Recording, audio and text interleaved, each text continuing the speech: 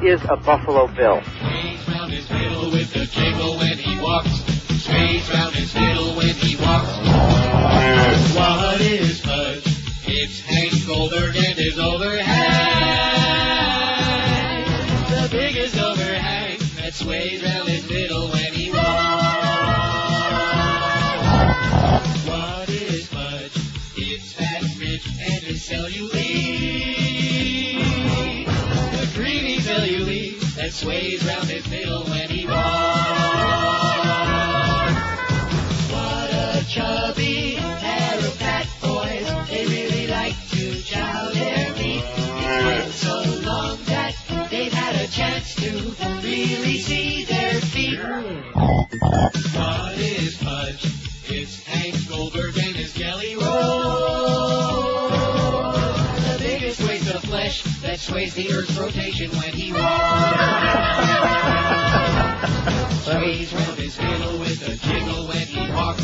Sways round his middle when he walks. Sways round his middle with Don't you think now that we got Pudge Rodriguez that we should bring that back out? Play that like almost every day with you. What is Pudge? Haven't played that in what, about 400 years? At least. At least. $20 from Mad Dog. Oh! All right, there's the football expert. The ex-jockstrap wearer, the Super Bowl ring on his finger wearer. He's got a thing on his ring. Or a ring on his thing. No, that's Freaky Carlos got a ring on his thing. Anyway, how do you like that? And, not that I want to be a show-off, I'm glad that they did score those extra 2 touchdowns and those 2 interceptions in the last minute and a half, because otherwise I would have given you the exact score on this show on Friday. And we could have Schmidt-canned the whole format and just done Psychic Neil every day. Put that Miss Cleo to shame. I think that's a great idea. Call in for our psychic prognostications. I gave you Tampa Bay 34, Oakland 21. And I'm sitting there with a big smile on my puss, minute and a half to go in a game, and I'm thinking, God, am I a genius or what? And then they got the nerve, like I said, they didn't want me to be a show-off, score those added 2 touchdowns. Meaningless. Kind of took the edge off it right there in the end. Nice going, boys. Oh! Piece of cake. What did I tell you about Rich Gannon? MVP my ass. When push came to shove, when the big game was on the line. Now, George really enjoyed the Super Bowl last night. Riveted. Because he didn't watch it. You didn't even see Celine Dion sing the national anthem. Aww. And what is she doing? I mean, even the English-speaking Canadians hate her like poison. That frog. What is she doing down here? Yeah, sucking on a quince, singing the American national anthem. No, she didn't sing the national anthem. I take that back. She sang God Bless America, which is even worse. Even worse. Because a lot of her fellow frogs are saying God damn America right now instead of God Bless America. And then they had the chicks with, the Dixie Chicks, sang the, no, that's what I always call them. Huh? Don't you think that's more interesting? It is the more chicks with Dixie cups. They sang the national anthem. They were pretty good. Huh? They were okay. We all got a chance to meet them, by the way, in the old building out in the swamp. The original really? Dixie Chicks, So by the you way. met, let's see, Jessica Simpson, right? Who's actually seen Nick Lachey's penis, maybe, and you also saw the chicks with Dixie Chicks. Boy, are you moving up in the world. So you don't have time for small potatoes like Celine Dion. No. And neither does most of the rest of us. We sneaked in a surprise poll on you folks over the weekend, and man, the votes are starting to pour in now that they found it. Look at that. I bet you we get up to 900 on the second poll. That's amazing, isn't it? And especially, we had the worm over the weekend. So a lot of people out there had the worm over the weekend. So I hear. That's what Muff just said. He stuck his head over the door and he said, what the hell's a weekend without the old wicked worm? Something like that. And so a lot of people's computers were down, which cut down on the number of votes, right? Mine was down Saturday. AT&T broadband sucks, by the way. I just thought I'd mention that. So does Bell South. And well, Carlos wants to differ with you. And Carlos didn't get a lot of votes, which he's pleased with that. You buried him. You even beat me out. Let me get back to the first poll. Got a lot of business to take care of here today. Nice going, Tampa Bay. Congratulations, John Gruden and the boys. Huh? What'd I tell you? I mean, Brad Johnson, he's not a great quarterback. He's never going to be a great quarterback. But that's not the kind of team that needs a great quarterback, okay? And people looked at me when I gave the score and they said, oh, gee, with the great defenses of those two teams, how are they going to score like that? And when the score was 3-3 for a very long time in that first quarter, I'm thinking, I must be a lunatic, huh? 34-21, and it winds up 48-21, George. What? See, and then, of course, we got the Sour Grape Meisters in monitoring Mo this morning. I heard some of these whiners. Oh, gee, it's really the worst. Next to the Jets winning a Super Bowl, the worst thing they're saying is that another Florida team won a Super Bowl. What kind of logic is that? What kind of whiners? What kind of crybabies, you know? Self-hating. Yeah, instead of reveling in it, they're saying, Tampa. yeah, that's not nice. And they got a point there when you come right down to it, a bunch of mugwumps, but those guys aren't from Tampa, any of those players on that team, and they don't live, well, if they do live there, good luck to them. Quite frankly, most of them are embarrassed that they play in that place, but nevertheless, that's the name of the team, okay? Too bad that, what's his name, John McKay couldn't have still been alive. Didn't he die a year ago? Who? John McKay. He was the original coach at Tampa Bay when they lost all 14 games in the first season, and they lost 26 in a row at the beginning of their franchise.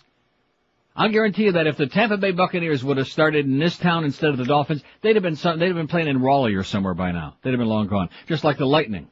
They'd have been gone. Because this town will not support a loser. Forget about it. And they're busy saying, Tampa. yeah, well, you know what they're saying up there? Back at you. That's what they're saying in Tampa.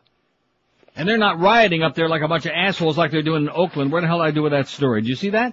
In Oakland, they're like burning cars and knocking over crap because they lost the game. Of course, if they win the game, at least they're consistent. Because after they won the AFC Championship game, they had crowds setting fires, breaking windows, and throwing rocks and bottles. And now that they lost the Super Bowl, they had crowds setting fires, breaking windows, and throwing rocks and bottles. And starting cars on fire. Vandalized a fast food restaurant last night following the game in Oakland. And you know something that makes me very pleased? You know, the only thing I ever did in my life in Oakland was that gigantic dump that I took in the Denny's. Well, actually, I took it in my pants, but on the way into Denny's. But I left them those soiled underwears right there. Yeah, there you go. With disdain and disgust and contempt for you animals in Oakland. I left you some crappy old pantaloonies. Some fruits of the loom for you idiots. Anyway, can we get back to because I got a lot of business here, maybe like 3, 4 o'clock before we get caught up. Somebody faxes me because they're still faxing, and there are people still hocking me with this crap. Oh, yeah. Hey, listen, Dick Feinberg, let me tell you right now, Dave Ingraham ain't what you think, okay? I think he wants to represent him. And Brian Sears is God. Did I mention that 100 times? Brian, we all love you, Brian. You're the best. There's a Hardee's on 103rd Street in Hialeah. Somebody faxes me. And Hardee's made our final. Aren't you embarrassed about that we had a mistake? No. No. Do we believe that there's a Hardee's in Hialeah? Whatever. Now, is that 49th Street or 103rd Street in Hialeah? Don't start. Ah, yeah. I lived there once upon a time. Isn't that amazing? I lived right next to Miami Lakes High. Let's have different streets just to be assholes. Yeah, because nobody in this town can get along. So we're going to call it 103rd Street. No, that's the county that calls it 103rd.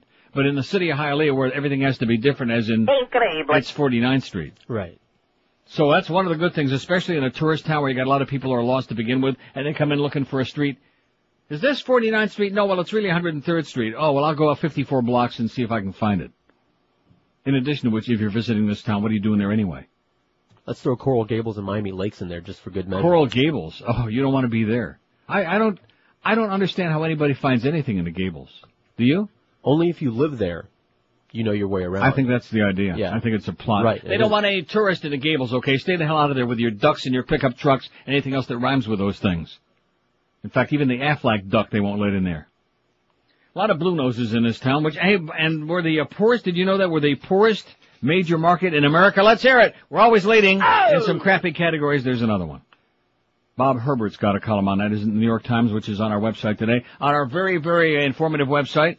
Thanks to Carlos and Eric, who is working on it. Don't start. It's a Monday. It's the day after the Super Bowl. I know. And you started. No, you're starting it with poor started. Eric up there, which I faxed him a thing on Friday, and he did a good job of getting his new poll up there real quick. We love Eric. And he also mentioned a couple of caustic things about Carlos. No, he didn't do that. 9:10 at 560 WQM. Happy Monday to you. At that 20, I am going to frame the $20 bill or whatever he brings in. Maybe he'll bring in coinage, Mad Dog, what comedian he is. You heard that. The whole world was the witness. Bet me $20 right there and there. Not that we're gambling illegally, by the way, because we sure wouldn't want to do that like everybody else does. I think George is probably the only person in America who didn't have a bet on a Super Bowl game. And the good news is you don't have to watch it to have a bet on it. Right. Want to bet? 10 after 9 at QAM. Hey, are you still sleeping in the same old mattress you've had for years and years and years? Yes. Nothing's got a bigger impact on your life every day than a great night's sleep. Believe me. Call 1-800-MATTRES right now, and you'll have a great night's sleep from Dollar Mattress for a long time to come. I call it 1-800-Mattress anytime I need a new mattress. It's an easy thing to do. It's the smart thing to do.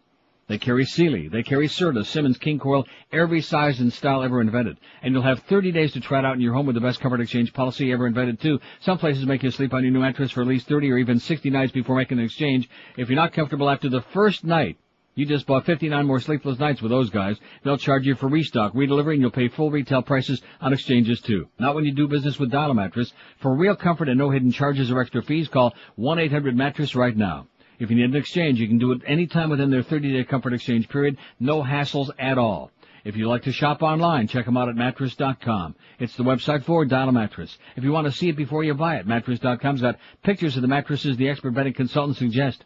So make the call right now to Dial a Mattress and enjoy a great night's sleep for months and years to come. Call 1-800-Mattress, M-A-T-T-R-E-S for Dial a Mattress. The answer for a perfect night's sleep. Be sure and tell them that Fat Boy told you to call. Live and local. This is Sports Radio 560. QAM. Playoffs, huh? Playoff this. Oh! Over the past few months, I noticed I was losing some hair. So I talked to my doctor, and he told me about Rogaine. I asked him about Propecia, but he told me since I'm on the antidepressant Paxil, Propecia might not be a good idea, and Paxil causes some sexual dysfunction.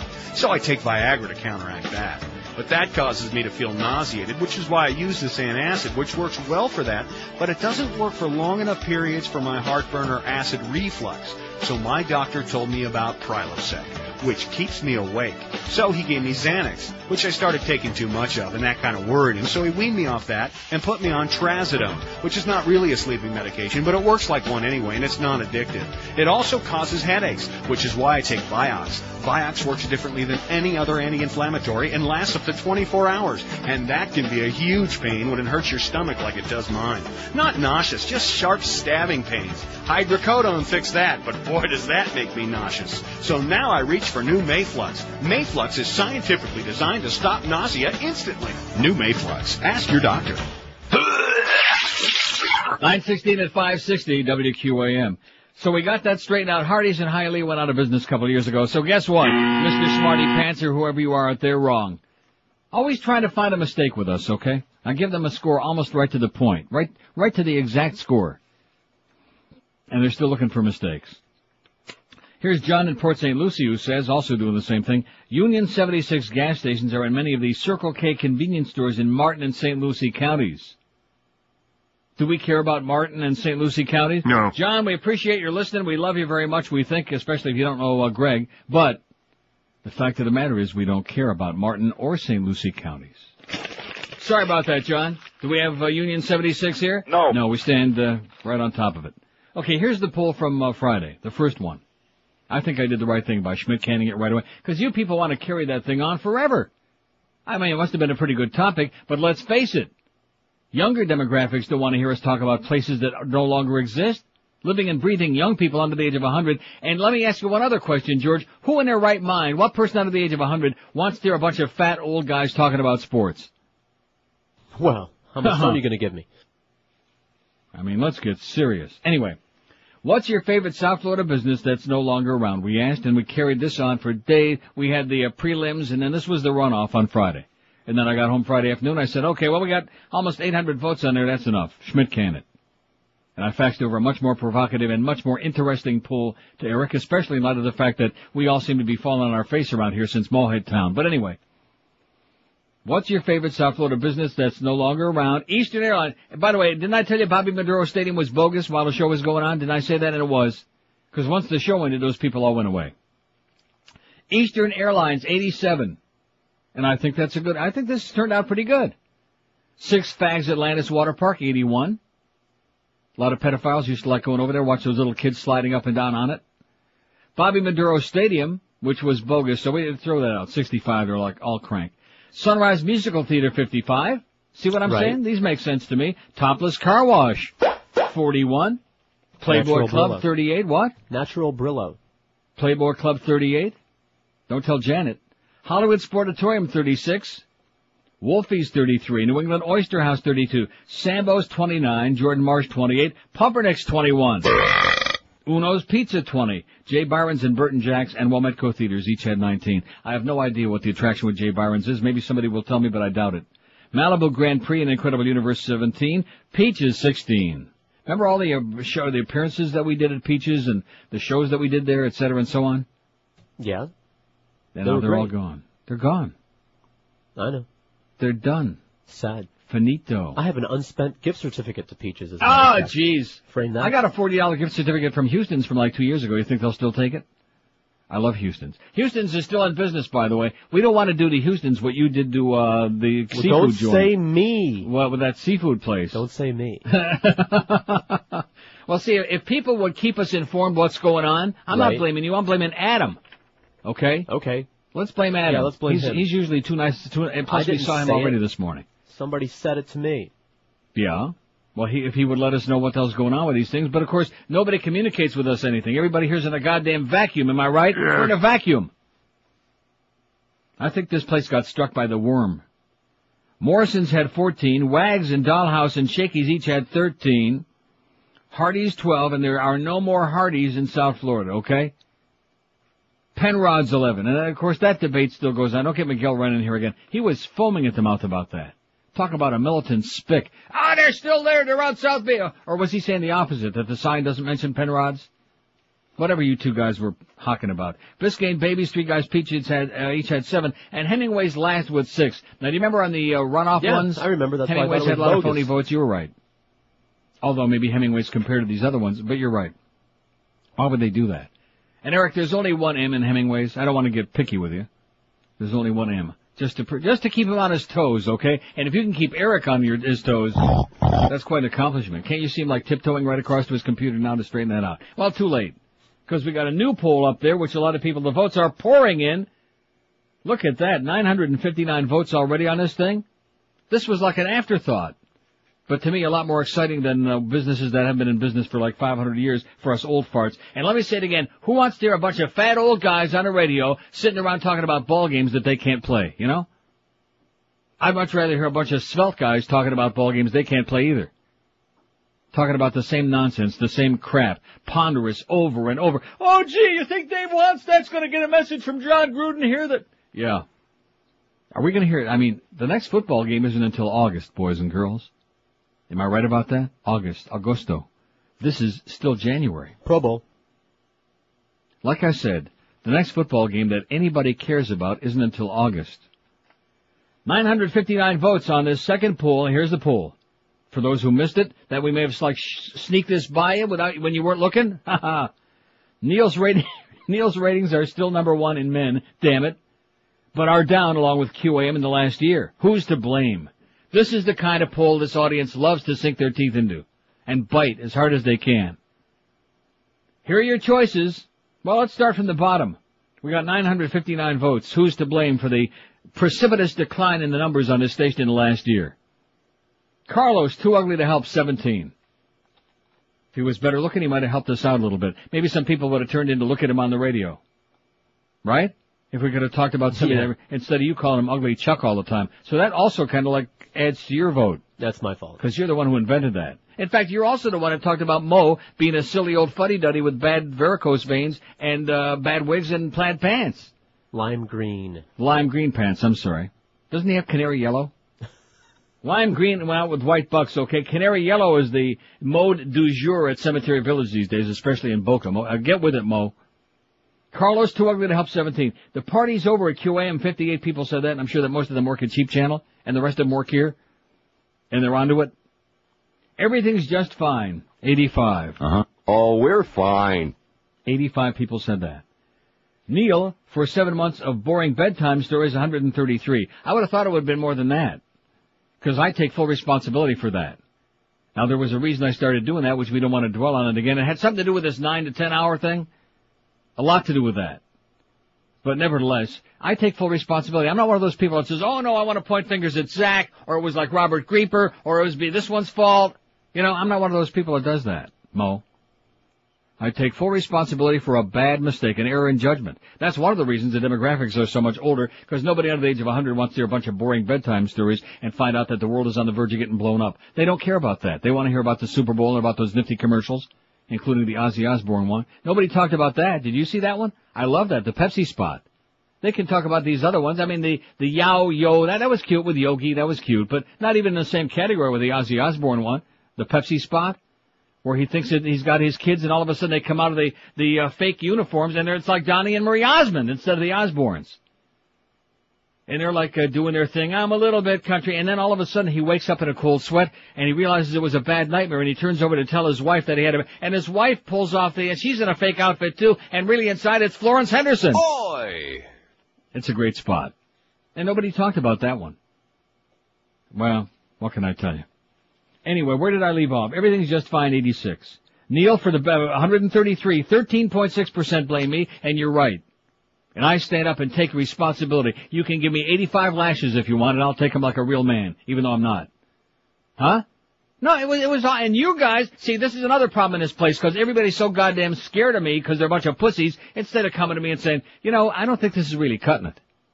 This is bad. It's bad for your show. It's bad for the ratings. The younger people are pissed off and fired up. They want to hear you do your usual thing, be an asshole on the air, and hang up on people, which we can't hang up on anybody now because nobody's calling. But that's beside the point. What?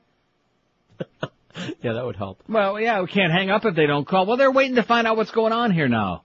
It's a Monday. Don't you understand? You should know by now. Oh, God. Anyway, so I get 133 votes as being the one to blame. But you, it was fairly close to us for a while, but you pulled away. George killed things in the summer, 166. Beat me by 33 votes. And I will say this, spring book, excellent. Winter book before that, excellent. Summer book came along, George is on. Oh, not too good. And then we haven't come back yet. I mean, we did okay in the fall. We're still number one in men, but not what we would be hoping to be, you know? Just because we're following dead air for 3 hours, that's another story. So George gets 166, killed it during that summer book. Nice going, George. He may not be good, but at least he's consistent. In fact, we're going to be discussing today why you dislike George so much. Second, Greg Reed, who was leading for quite a while there, but he can't compete with you-know-who. Greg Reed screwed up a winning lineup, 237. And we know he did that. Nice going, Greg. Keep scratching. And the winner, hands down your pants. Oh! It just seems that nobody can compete with him, you know? No matter which one of these polls we take, nobody can compete with our close personal friend down the hall. He's stupid. Mo. The worst lead in ever, 281. That's what it says there. Mo, worst lead in ever, 281, beating Greg by quite a handy margin, 238. So that's the way it came out with almost 1,000 votes on a secondary kind of afterthought poll. And they liked it. They responded to it heavy duty because that's the kind of stuff they like. They want to bash, they want to rip, they want to tear. Rip me an ass, okay? Old fat fuddy-duddy. Living in the past, resting on his laurels. See, now, if you talk about sports more, then there could be some continuity. Wait, we already got enough fat old Jews talking sports. Nobody wants to hear a bunch of fat old guys sitting around talking about ball games. In fact, nobody wants to hear any guys sitting around talking about, see, that's what it really boils down to. They don't want to say that over on Fox because that would be bad for their image.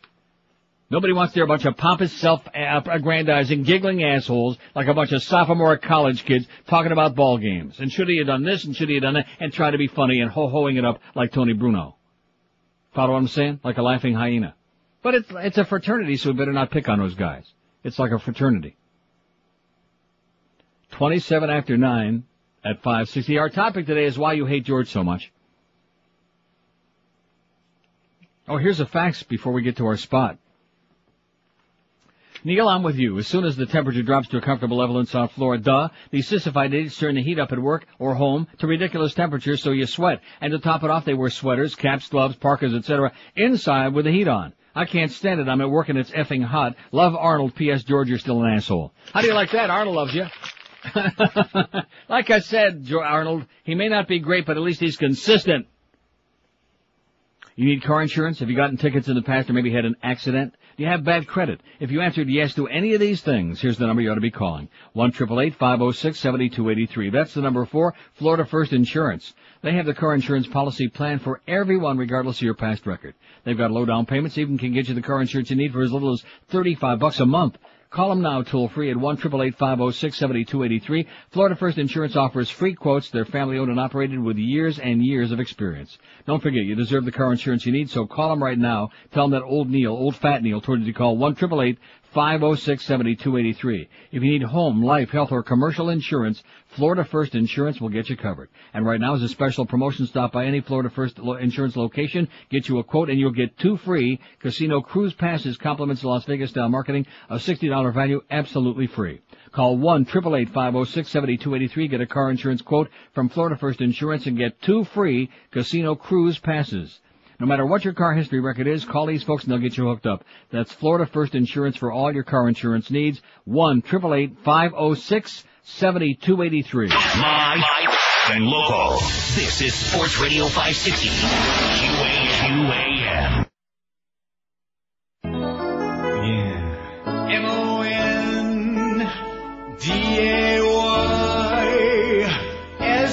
MONDAYSUCKS. This weekend, North Korea, Iraq, Iran, Libya, Syria. It's the Weapons of Mass Destruction World Tour. Coming to the Botulitis Coliseum. Only the strong survive. Saturday, see Randy Rayson, Cyanide Sam, and The Undertaker annihilate the Axis of Evil in a steel cage dead lumberjack match. Also scheduled to appear Cholera, Hook and Mouth, and Stone Dead Steve Austin. Unleash the power. Can you smell what Steve Sarin is cooking? Then Sunday, the crowd will shake, the world will quake with the atomic thunder of Andy Anthrax, Big Al Qaeda, Mean Mr. Mustard, and Goldberg in the World Heavyweight title match. Feel the sting of a sore loser in the Smallpox Battle Royale. There is no vaccine. When you catch the fever of contagious hand-to-hand Mortal Kombat, the Weapons of Mass Destruction World Tour. This weekend at the Botulitis Coliseum. He's up on Saturday at 6. 932 at 560 WQM. What happened to all those people on there that were waiting to speak to us, George? Both of them. Huh? I must have hung up on him. Well, shame on you. 5670560, pound 560 on the AT&T line. Here's our poll for today. What did you enjoy most about the Super Bowl? Now, see, that there's a suggestion there. It's something positive, so I might not get a gigantic response. Didn't watch the game itself, the score, I cashed a bet, the commercials, the entertainment, like halftime and that crap, the end, I'm burnt out on football, or what's the Super Bowl? Those are the choices. Oh, there's Julio. Be sure and tell him what I told you. Very important stuff. What did you enjoy most about the Super Bowl? Didn't watch the game itself, the score, I cashed a bet. All right. The commercials, the entertainment, the end, I'm burnt out on football, or what's the Super Bowl? We're discussing today the reasons that the audience despises George like poison and why he sidetracked us during the summertime. In fact, Muff was just in here saying, what do you think about next summer? And I said, it can't come soon enough. Here's Sunrise. Hello. Hello, Neil. Our first call of the new week. Yes, sir. Listen, I was listening when you first started reading the bedtime stories. Yeah. And I was saying, okay, this is some kind of joke. He's going to take calls. Well, why didn't you tell me then? I thought, I called up and I said, this is crazy. I mean, who are you, Paul Harvey? And then, Junior. and you had people call up, kissing your ass, saying, Neil, I love when you do the bedtime stories. Yeah. Like George and Carlos and everybody around here, because they're afraid to say to me, boy, this really sucks, Neil. Go back to the old Neil that everybody listens for. Oh, and then when George would be the host of the show, he'd be like, you don't know how much time he takes in preparing the show, and I absolutely love it. It's great. He's just sucking ass. He's driving the show into the ground. I mean, it was so painful. Now, wait a minute. Was I driving, or do you mean George was driving to the ground? Both of us. Oh, both of you. Oh, but okay. Anytime George has control, he drives it right into the ground anyway. But at least he's consistent. Yeah. Well, I'm glad you're back. Well, let me ask you. Did you go away for a while? Yes, I did. Uh-huh. I listened periodically, and I said, "Oh, here goes another story about a priest." Here goes. Yeah, I read 2 papers a day, so right. The last thing I needed was for you to do my reading for me. Right, and not only that, but for me to keep reminding and ramming down your throat all these depressing things that are going on in the world. If people want to see that, they can go on our great website on neilrogers.com. We got all the important stories, including a lot that you won't find in your everyday newspaper. And people that want to dwell on the negative and get all depressed and informed, they can go right there. But the radio show's for entertainment. That's exactly it. I glaze over a lot of the garbage in these newspapers, the murders, the this, the assaults, the that. Exactly. So when Nuclear I was hearing them, I'm like, oh, where's Neil? Where's he? I need him to call somebody an asshole and hang up on somebody. Okay. Well, how's that? Well, he's not going to be upset because he wanted me to hang up on. I'm not going to call him an asshole. Well, I'll tell you what. He's an asshole. Just because that's what he wanted. Now, he was a good guy. He was a good caller, and I congratulate him for having the balls to call. He didn't pull any punches. He said the bedtime story sucked, and he tuned out, and now welcome back, see? Welcome back to everybody who was not listening during those 7 months because they screwed around with the time of the show. And that's not a cop-out. That's the freaking truth. If they would just not have messed... See, the real answer, it wasn't even Mo in that category. The real answer, and they had it right for a while until they got carried away with the anti-Mo business, Greg screwed up the whole lineup. We had a winning formula going here. Everybody was doing just fine. We had gigantic numbers. Things were smoking. And I don't give a crap what anybody says, whether I'm doing a show in Timbuktu or Toronto or Okemos or wherever the hell it is. It doesn't make any difference. That's not what the issue is. The issue is, what's it all about? That's the issue. And what's it about? A bunch of goddamn bedtime stories and some fat old man reading stuff on the air for 4 hours every day. That's a bunch of crap. And if George and Carlos both would have had the balls to say, hey, mister, this sucks. People are getting pissed off about this. And the audience is evaporating. Evaporating like goddamn condensed milk, whatever that means. I liked it. Condensed milk? Oh, no, the bedtime stories. Yeah, great. How many diaries did you have? 100. Yeah, we wish. We wish. I got diarrhea myself. Just from watching those fall numbers come out. Hey, and by the way, Tom Jicka, welcome back to town. He was in Hollywood, Mr. Big Shot. He's still writing about network TV stories. See, that's the excuse. He won't be writing about this book that just came out, which is a big story for Power 96, and also for this midday show on a station where the rest of the day had real problems. Because it's after the fact. You know, it's old news now. That'll be the excuse. Somebody please go out and take up a donation. Do a collection so we can buy Tom Jicka a radio. Because I notice in his name, he's got not one but 2 TV stories in the Sun Sentinel today, and under the byline, Tom Jicka TV/radio writer. Cross out the radio part, okay? TV/oldie, moldy oldies writer. The only radio he writes about is the doo-wop shop that nobody listens to. Remember that? The last 2 stories he's written about radio have been about the doo-wop shop. That's important. Maybe we can put the Sopranos on QA and we can just have the wop shop. 5670560, pound 560 on the AT&T and Verizon wireless line. Let's hear from people who went away and came back, which includes everybody under the age of 100. Don't be sucking around. Tell us honestly just how bad it was. Now you hated it like poison. And how everybody in town, all your friends were saying, what the hell happened to that fat old fag anyway? What's wrong with that show? Huh? Where's the yucks? Right? He's a yuck. Yeah, he looks like a yuck. Here's Fort Lauderdale. Hello. Hey, how you doing now? Okay. Hey, listen, I got a question for you. How come George, when you know that he always talking about religion, makes me sick? Yeah. Why don't you ask him? He's sitting right in there. How come you're always talking about religion? It makes this guy sick. Because religion makes me sick. Because religion makes him sick. And you know what, sir? You make me sick. So we're all sick. 5670560, pound 560 on the AT&T and Verizon wireless line. Let's get these people off their ass here again today, huh? These are all people who are up till 2 in the morning, either partying or threatening to jump off the balcony because of a stupid football game last night. I gotta be honest with you, as much as I love Tampa Bay winning, and I really relish the fact that they ran it up there at the end 48-21, it wasn't, the telecast left a lot to be desired. I like Al Michaels a lot. I love John Madden, but John Madden, John, there comes a time, Bye-bye, John. When he started trying to defend that business about wanting the free kick there, when there was they had no timeouts left, they couldn't stop the clock again, which Michaels pointed out to him, and he still got, but if they throw an incomplete pass here, they can, I mean, that's got to be about the most ridiculous thing I ever heard in my life. And he made a lot of those mistakes. It was an awful telecast. And let me ask you this, don't we all by now know what Al Michaels and John Madden look like? Yes, I think we all know why do the networks, all of them, do that? Why do they insist on having to keep show us these old guys? Because the last thing anybody wants is to see some fat old guy calling a football game. Not you, Al. But I don't think people are into fat old guys doing sports stuff. Do you? No. No way. And George isn't into skinny old guys, young guys, medium, fat, in between.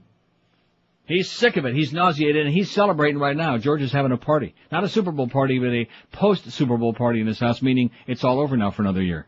No, it's insignificant. I don't notice it. It's like another world. It's like, what are the aliens? You would have liked the Ozzy Osbourne spot. And I'm sure I'll see 5670560, pound 560 on the AT&T. In fact, let's run the audio from it right here on this show today. I think that's a great idea. I better vote on the thing. Let's see. What did I like the best? I guess I enjoyed the game. It was okay. The score, I cashed a bet. Not a big bet, only $20 with a Mad Dog. It's the only bet I made. Oh, come on, Neil, you bet more than that. No. Why is it got to be obligatory that everybody's got to bet? Even though, this is the hypocrisy that is America. Prostitution's illegal. Everybody's going out there looking to get laid. Everybody's looking for a damn hooker. Weed is illegal. Oh, everybody's, rolling a big fat one. Everything's, and gambling, illegal. And we got 270 million people. I bet you even the little infants were betting on that game last night. Don't you think? Everybody, except George. Because he's just a hard ass. That's all. He's a hard ass. He's always talking about ass, but the problem is you're a hard ass. You don't watch things you aren't interested in. Why didn't you and Carlos have like a gentleman's bet, like, 50 cent? Do you watch things you don't care about? No. Well, you bet on the outcome of things you don't care about? I do watch Channel 4 News, though. I watch El Sunshine. I don't give a flying crap about him. Well, you're betting if Angela Ray will fall back in her chair during I hope this, she does. particular episode. I hope she falls right off my TV screen, that crazy cackling Any bitch. day now. 19 till 10 at 560 WQM as we try to wake up South Florida. Can we do it? No. No, but we're still trying. After 27 years, we're still trying. Winter's here. You need all the energy you can to feel good in this colder than usual South Florida weather. Oleomed is one product that'll make you feel your best and keep you in good health. Oleomed is a soft gel capsule that contains lots of good stuff, including pharmaceutical-grade olive oil combined with vitamins, minerals, and herbals to promote health for your prostate, for your heart, your blood pressure, and your cholesterol.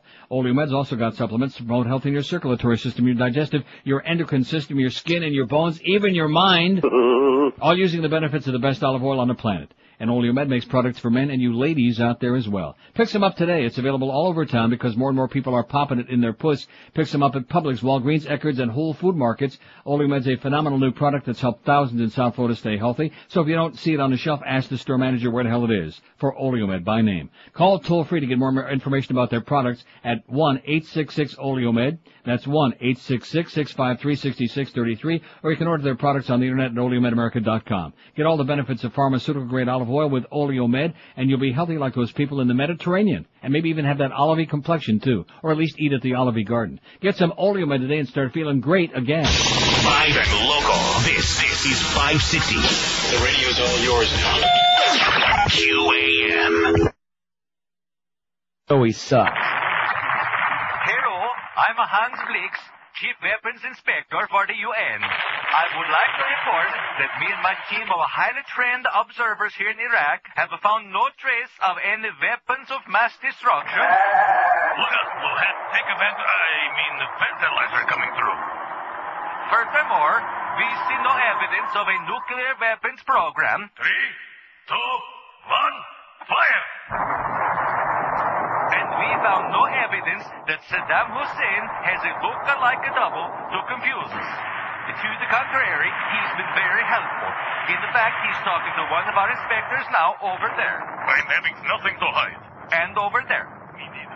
In conclusion, I assure you that if there were any evidence of weapons of mass destruction over here, our highly trained and sharp-eyed observers would have spotted it.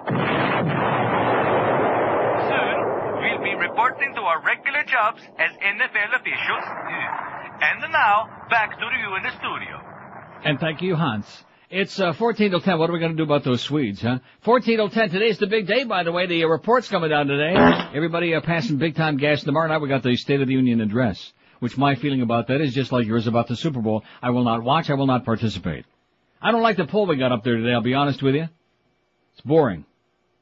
Don't you think it's a very boring poll? It's after the fact. The Super Bowl's over with, okay? It's boring. It's boring. Here's the results of the poll. I just faxed Eric the new one. You'll like it a lot better. Here was the one we were taking. What did you enjoy most about the Super Bowl? The game itself, 14. The end, Bird Out on Football, 9. I didn't watch 8. 8 people we got didn't watch the Super Bowl out of 43? What kind of audience have we got? Out of 52, we got 8. The game itself, 17. The end, Bird Out on Football, 11. The commercials, 9. I didn't watch 8. The score, I cashed a bet, 4. Cashed a bet. Oh! What's the Super Bowl 2 and the entertainment like halftime, etc. 1? They probably missed Celine Dion singing God Bless America. They would have liked it a lot more. Not. And who gives a crap about whether Shania Twain was lip-syncing or not? Who cares? I heard Mo going on about that when I was monitoring him this morning. Who cares? She's great. If anybody starts knocking Shania Twain, I'll tell you right now. He's an asshole. Right. Wouldn't you agree? No question. It's unanimous on this show. We love Shania Twain. She sings? We love Shania. Here's the new poll, George. Why do you hate George so much? And we've got 7 choices. See, he likes this. His face just lit up like a Hanukkah bush. 7 choices. I don't. I love George. Too much religion talk. Too much eating ass talk. Too much mumbling. He's an anti-Semite. He's boring as Schmidt, or he's a nasty little spick. I think that, what? All of the above? No, it can't be all of the above, because it's the first one is I don't. So don't be giving me this all of the above. Don't be messing with my poll, okay? First Greg Reed messes with my time slot, and now you're trying to mess with my poll. We should, and you know who I blame? Norma Kent. That's who I blame. I'm blaming him right now. How could you possibly have allowed this creature, this man, this cretin with that hole he keeps scratching in his head, which is why his hair's all falling out, among other reasons? How could you have allowed him to diddle with success? 10-2, man. It's like an American institution. It's like the Liberty Bell in Philadelphia, okay? So it's got a little crack problem. It's like Niagara Falls on the American side. An institution, like old Yellowstone, old Yellowstain, all of these things. And Greg Reed comes along, trying to siphon again, not satisfied with what we're doing in those 4 hours. Let's make him part of morning drive. Let's goose that up a little bit. No, let's put him in the afternoon for a couple of hours. And now our program director, after his unsuccessful debut of Penis Talk last night, he's talking, let's put Neil on from 6 in the morning till 7 at night. That's his solution. You could do it. Yeah, one day. One day. So now let's get that new poll up there. The other poll sucked. How do I come up with some crap like that? I'm embarrassed. In fact, that's going to be tomorrow's poll. Which is more embarrassing, Neil's first poll yesterday or those bedtime stories? Huh? I like that. See, I have no problem with that. I can handle it. I still get paid the same either way. And by the way, where's those bonus checks? Aren't you getting yours today? Clarence told me today was bonus check day. You're not getting yours? Not today. How about the contract? Not today. Oh, man, we're picking on poor George, who's already so put upon by this place where they treat him like garbage, like human excrement, like animal excrement, like something that you'd sweep out of from the zoo in one of those cages where it smells so bad, like at the swap shop. Remember those remotes? Oh, yeah, fun. With those elefantes, man? Oh, God, I'm sitting up there with the mixture of the sawdust and the elephant crap, and we're sitting up there and they got the floodlights turned on purpose. And there's Sheriff Nick and Preston and his hen in the background cackling like a couple of hens because they... Oh, I thought that was Gilbert cackling. Also him, because they're enjoying our discomfort, especially mine. That's what those appearances at the swap shop used to be all about. But we sure love the merchandise, though. 5670560 and the crowd. Pound 560 on the AT&T line. Here's Coral Springs. Hello. Hello, Neil. Yes, sir. A couple of years ago, you had, like in December, I think it was, you went to a deal you could only communicate with you by fax for about 4 weeks or so, and that was actually entertaining. Mm-hmm. However, I did go away during the bedtime stories. Good for you for coming back. Thank you so much. And while I was never a fan of George's in the past, I looked forward this past summer to listening to him. Because he wasn't going to be reading for stories. 4 hours, right. See, there's somebody that looked forward to you, George. So, the show is much better with the callers, whether they're good or bad. That always was part of the entertainment that I enjoyed. Exactly. Thank you so much, sir, and have a great life. Okay, take care. Okay. See, there's a guy's honest. We don't want no beating around the bush today. We want honesty. So I screwed up bad. Now, there were reasons behind it, but I'm not even going to blame anybody else. I take the full responsibility upon my sloped old aging shoulders, okay? I'm not like one of these finger pointers that's always looking to blame somebody else. Always got the finger up in the air. And which way can I point it? At whom can I point it? Must be Zach this week. Maybe it's Robert. Maybe it's Carolyn. Maybe it's the beast, that fat little unprofessional piece of pud. Who can we blame it on this week, right? And George takes full responsibility for being talking too much religion, too much eating ass, mumbling, being a virulent anti-Semite, and being boring, and being a nasty little spick. All of these things. Most of them. Oh, the new poll is up. Let's see. What am I going to put on there? You'll never know.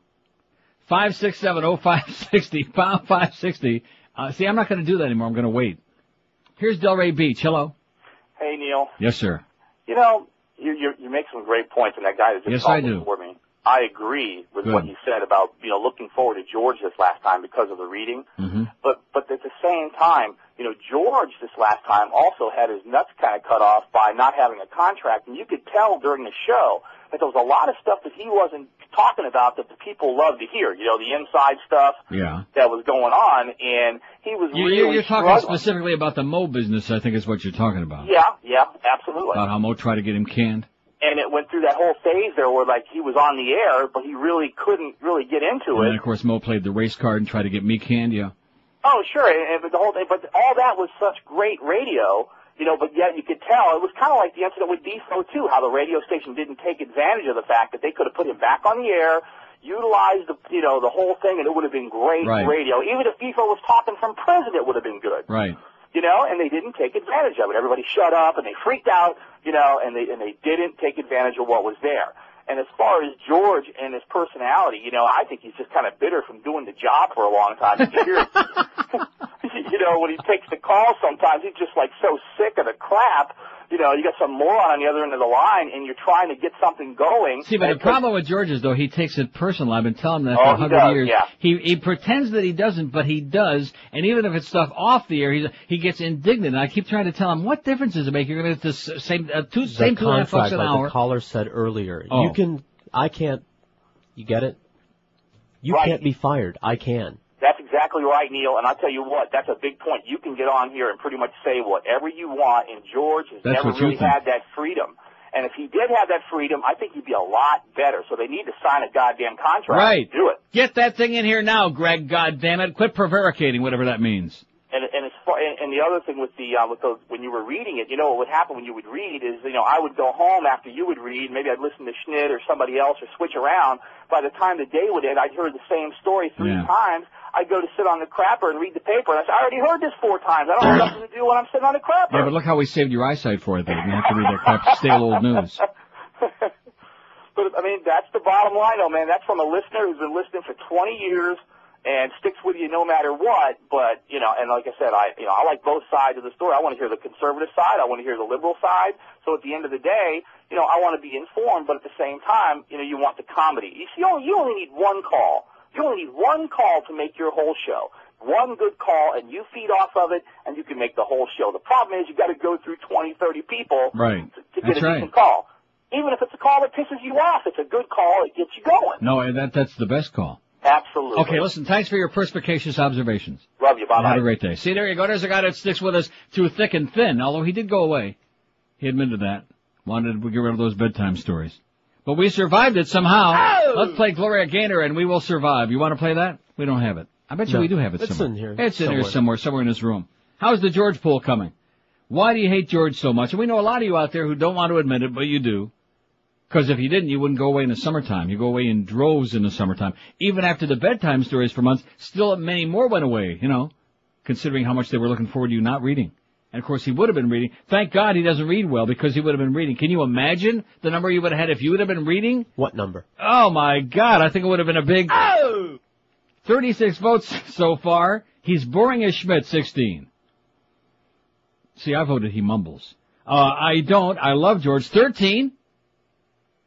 Too much religion talk, 2. Too much mumbling, 2. One of those is mine. He's a nasty little spick, 2. He's an anti-Semite, 1. And too much eating ass talk, none. See, why did you have to write it that way? What? I love George. Why not just I don't? Why do they have to love me instead of hate me? Why can't they just be ambivalent? Do you think anybody's ambivalent about you? Do you think anybody's ambivalent about me? No. No. I don't think so. Well, we could also play if it'll make you happy. What's he falling on the floor about? He got the joke. What joke? You said, is anybody ambivalent about you? And I went, see, that was ambivalence. Get it? I wasn't paying any attention. I understand. Like most everybody else. But how about another category, Eric? I know we're reading, 2 polls in one day and we're interrupting his breakfast burrito feast. But let's add on there, I don't, he's okay. Oh, there you go. See? I'll take that. Okay, there's one more category, and I promise that's it until the next one. I don't, he's okay. They don't necessarily have to love you. That's a good point. Maybe they think you're, whatever. Menza. He's no Neil, but I'll take him. Well, that's for goddamn sure, okay? Jesus. Better than some. Yeah. 9:57. 9:57 at 560 WQM. We're having some yucks here today because the way the world is going right now, better get them while you can. And speaking of that, with the new year in full swing, guys, now's the time to act on a new high-paying career. Fast Train is holding a free career seminar tomorrow evening in its Kendall, Miami, Fort Lauderdale, and Pembroke Pines locations. This is a free seminar. Call 1-866-FAST-TRAIN to reserve your seat. That's 1-866-FAST-TRAIN. Make 2003 the year that you're in a high-paying computer job. If you're overworked, underpaid, or in a really suck-ass job going no place, this could be the most important 15 minutes of your life. Fast Train can have you certified and ready for a dream job in just 4 short months. Call Fast Train toll-free at 1-866-FAST-TRAIN. They've got convenient day, evening, weekend classes for you. 1-866-FAST-TRAIN. Call them now to reserve your seat for tomorrow night. For directions to the Fast Train closest by you, just go to fasttrain.com and you'll be on your way to a new high-paying computer career. Fast Train, South Florida's leader in computer training. We're Sports Radio 560 QAM. That was fucking great.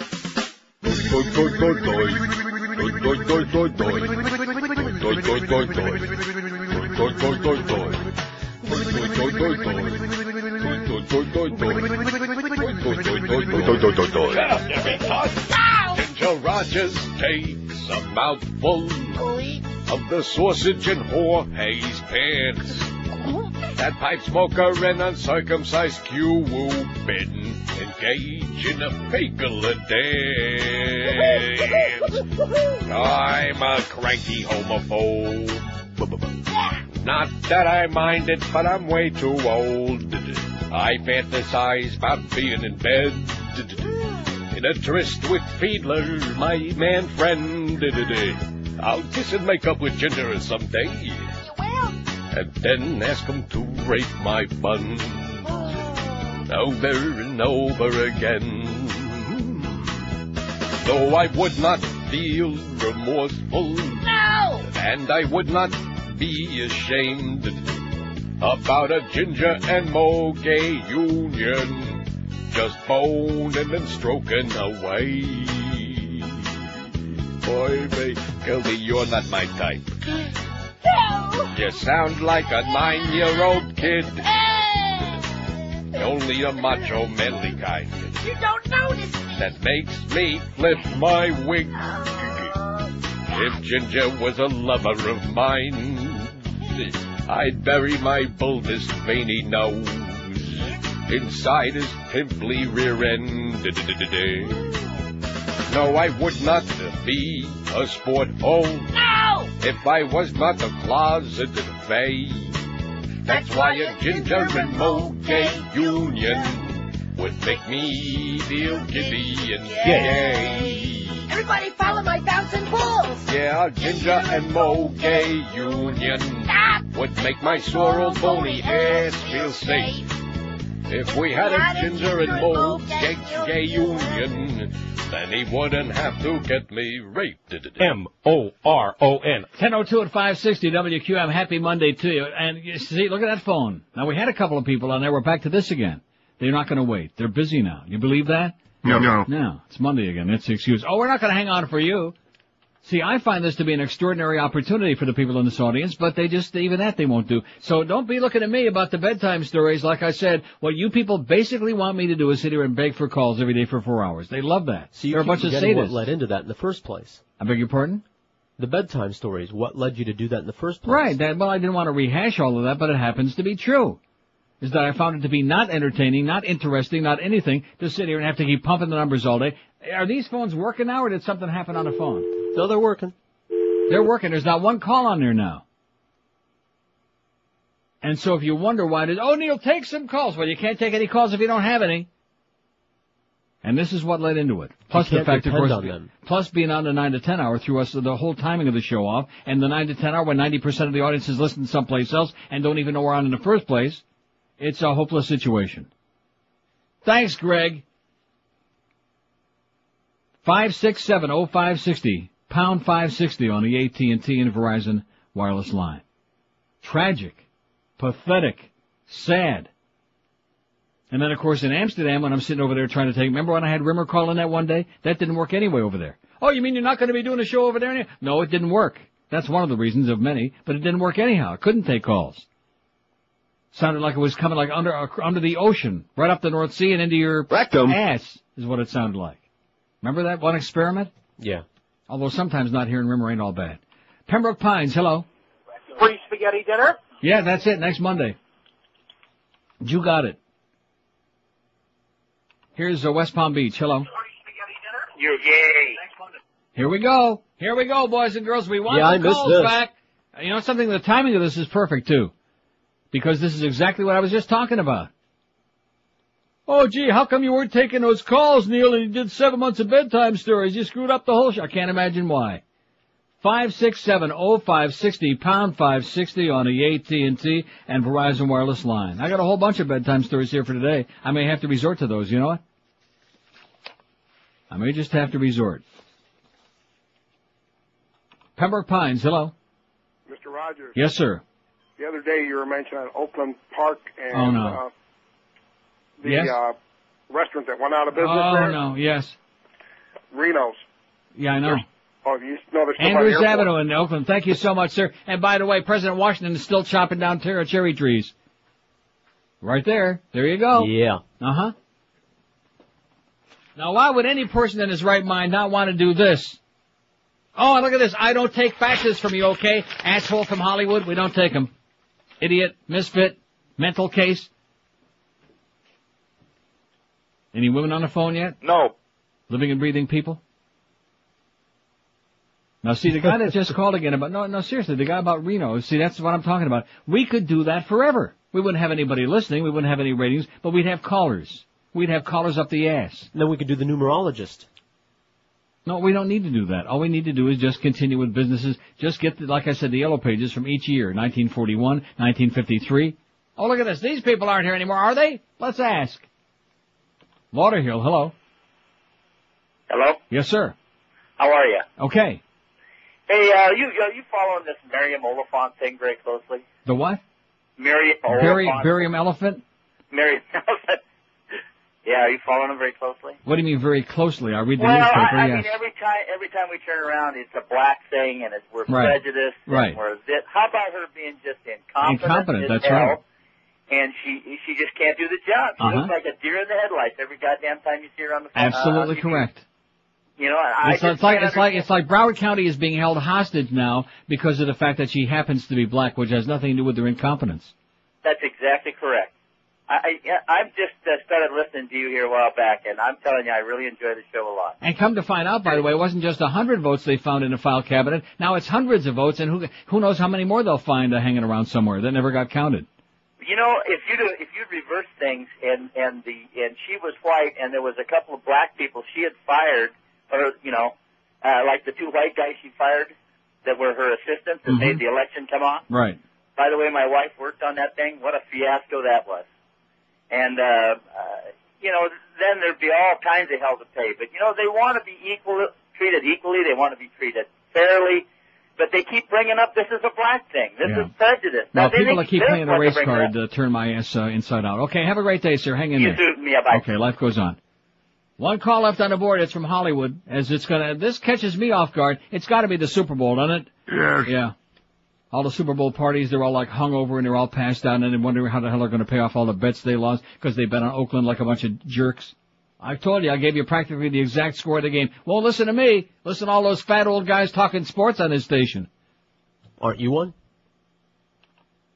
A fat old guy who don't talk sports. Here's Hollywood. Hello. Oh, man, Neil, you guys crack me up. I wanted to make a comment back on your bedtime stories versus the calls. Yeah. As much as, and I'll agree, I would say 80 to 90% of your callers, when they do call in, have absolutely nothing of any value of substance to put in. It's still a little bit, for the most part, more entertaining even to hear the dumbstops that live around here make their comments. And I love to hear both yourself and George comment about it. So I just hope you guys continue to take the phone calls. And, we will. You'll never hear no bedtime stories on this show again. We're all done with that. That was an experiment. That was an experiment. That was a nightmare. Well, that's very good. That's very good. And you called the game right, Neil. So kudos to you. Okay, I want my 10%. Thank you. There you go. I want 10%. See, that's why they won't want to call me, because they all cashed based on what I gave them the score, 34-21, which it was with a minute and a half left. I had that thing analyzed perfect, even though I'm a fat old douchebag. And they don't want to give me no credit because they're afraid I'll come knocking on their door wanting my 10%. Just accept it as a gift. on the day of George's crucifixion here on the show. How many votes? Look at that. Look at the votes pouring in on it. I told you, that other poll sucked. That was George's idea, the other one. No, it wasn't. Huh. What? And we got the new one up on there, too. See, I told you that was a good idea. Why do you hate George so much? Now, what is that? I don't... Eric, can you get this poll right or not? See, when that third stomach and the fourth chin get in the way, he can't read over the goddamn keyboard. He doesn't have this right. He's boring as Schmidt, 53 out of 129. I don't. I love George, 37. I don't. And it's supposed to say he's okay, but it doesn't say he's okay. 10. Too much mumbling, 8. He's a nasty little spick, 8. Too much religion talk, 5. Oi! He's an anti-Semite, 4, and he's too much eating ass talk, 4. And Dwight Lauderdale's not too happy about that. Do you think after we outed him about that, do you think Dwight is still eating ass at Channel 10? This is Sports Radio 560 QAM. The bad day to quit sniffing glue.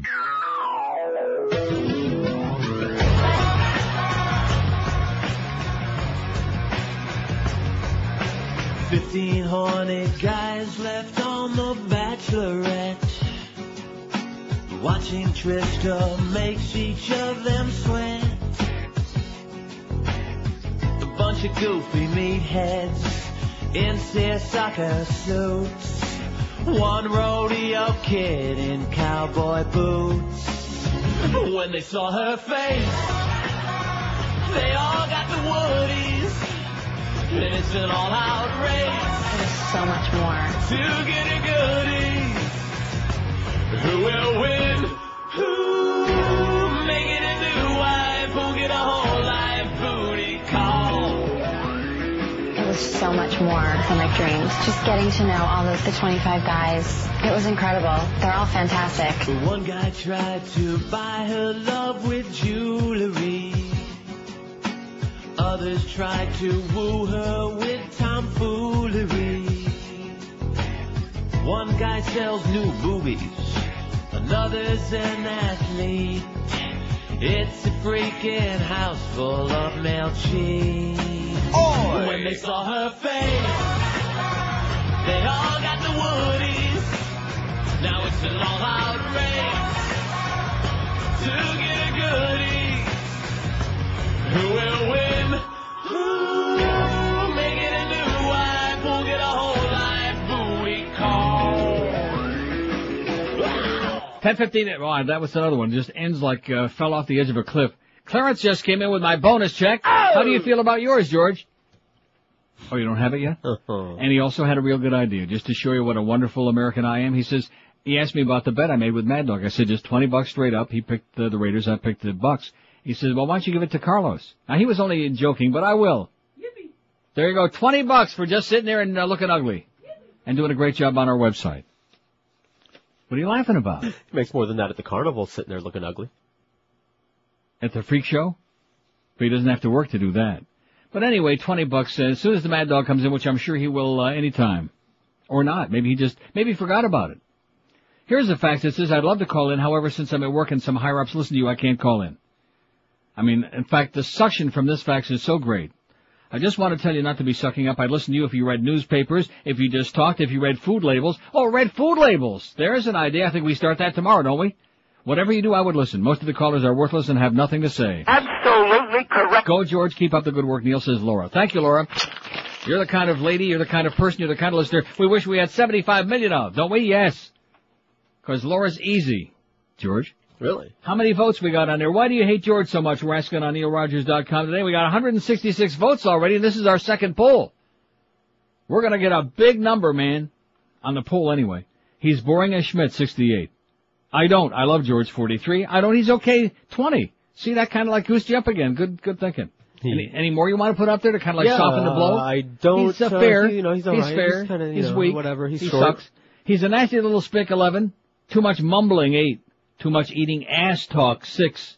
He's an anti-Semite, 5. Oh! And too much religion talk, 5. I don't understand that too much religion talk. Of course, I'm not here when you're on, and I don't very seldom listen, even if I can, like in Toronto. I don't turn it on. So I don't know what you're talking about. I don't listen when I'm on vacation either. Well, why would anybody in their right mind be listening to the radio? Just like people saying, well, when you're in Vegas, have you heard such and such a thing? No, I don't listen to the radio in Vegas. I turn on music on the FM when I'm in the rental car, and I don't listen. I'm not going to listen to talk shows in Vegas. In addition, you know what they got out there? On AM, they got about 75 sports talk stations. Although at least out there you can bet on anything that ever moved, But I mean, that's because there are only like 75 different people listening. So each station's got one listener. Kind of like one of our shows. 5670560. Tarnished with the sewer of this place. Pound 560 on the AT&T and Verizon wireless line. Port St. Lucie, hello. Neil. Yes, sir. The other day I'm flipping through the channels on my television. I come across the Travel Channel and I almost fell off the couch. It was a buffet plate eating contest live from Vegas, complete with commentary. Like it was a real sport. I saw that. I saw it. Oh my God, that was, and the guy's talking about, look at the way she attacks that plate. Attacks the buffet. Unbelievable. I bet you were thinking about me. I was thinking about you the entire time. Okay, thanks. Neil, I started the Zone Diet January 1st. Yeah. It's not great, man. Okay, keep it up. Say goodbye. Bob Herbert, I'm not going to read it because that'd be reading a bedtime story, but you can read it on our website, neilrogers.com. If you click on the stories, maybe somebody can read it to you. Falling into the gap in today's New York Times. I just want to read a couple of paragraphs. Can I do that? Yes. Oh, no. Miami is the poorest big city in the United States. How do you like that? Loan me $50. Poorer than Newark, poorer than Detroit, poorer than any city with a population of 250,000 or more. Most of the poor are working, and many have more than one job, but the economy is lousy, and the city is teeming with immigrants willing to work for extremely low wages, even for paid below the minimum wage. So jobs are hard to find, and wages across the board are rock bottom, which I guess you guys don't need to hear that. People are living on the edge, paycheck to paycheck, said Judith Gotti. No relation to who you're thinking about, not spelled the same way, director of the Daily Bread Food Bank. She rattled off categories of people needing food assistance, poor and working, poor families, elderly men and women whose government checks are inadequate, mentally and physically handicapped people, battered women, people struggling with HIV and AIDS, the homeless. She said 43% of those helped by the food bank are children. The poverty in Miami exists in a startling juxtaposition to great wealth. Just a few minutes' drive from the panhandling turf of Adolfo Jose Recio, which they talk about earlier in the story, are the sparkling shores of Miami Beach and the gateway to the pristine environs of Fisher Island, an exclusive enclave that, according to the 2000 census, is the wealthiest community in America. Fisher Island. How about that?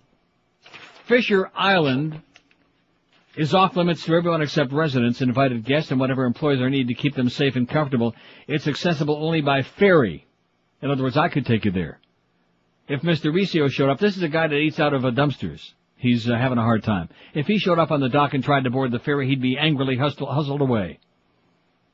And it goes on about Miami sucks, basically, is what it says here. A lot of schleppers and a lot of starving people out there. And the people on Fisher Island, are they helping them out? No. No, all they're doing is making damn sure they can't get on the island. That's what they're doing. In fact, right now we want to start a campaign on this show right here, right now, since we're helping Carlos out with $20 that Mad Dog's going to bring in his I Won That Bet. And we want the people on Fisher Island to take the example that I'm sitting here today and go out and feed some schleppers out there. Come get on your ferry. Get on a helicopter. Come over here with the real people, with the schleppers, with the starving, desperate people, and start helping some people out. Even George just gave $1 to Carlos. Well, he's homeless. That'll buy him another half a tube of, maybe one of those little economy-sized tubes of toothpaste. Oh, it's a fiber. Woo! Yeah. Heavy duty. All right. Man, like I said, that'll buy you like 2 big tubes of Pepsodent. We need one of those big tip glasses. And by the way, Aquafresh is a lot better than Pepsodent. What? Yeah, you're right. Probably more expensive. We need one of those big tip glasses, like the piano lounge guys have. That's right. Big snifter. Let's have one of those snifters, man. I like that word. He snifter. That's kind of like, that's like Shannon I Faulkner. Well, it's the same thing. Shannon I Snifter. Yeah. Here, I bet you did. Here's Oakland Park. Hello. Neil? Would have been kind of a waste not to with her down on her hands and knees all the time. Yes, sir. Neil? Yes, I am. Yes. I was just wondering if anybody saw the news prior to the Super Bowl yesterday regarding a U-2 spy plane crashing out of North Korea. Yeah.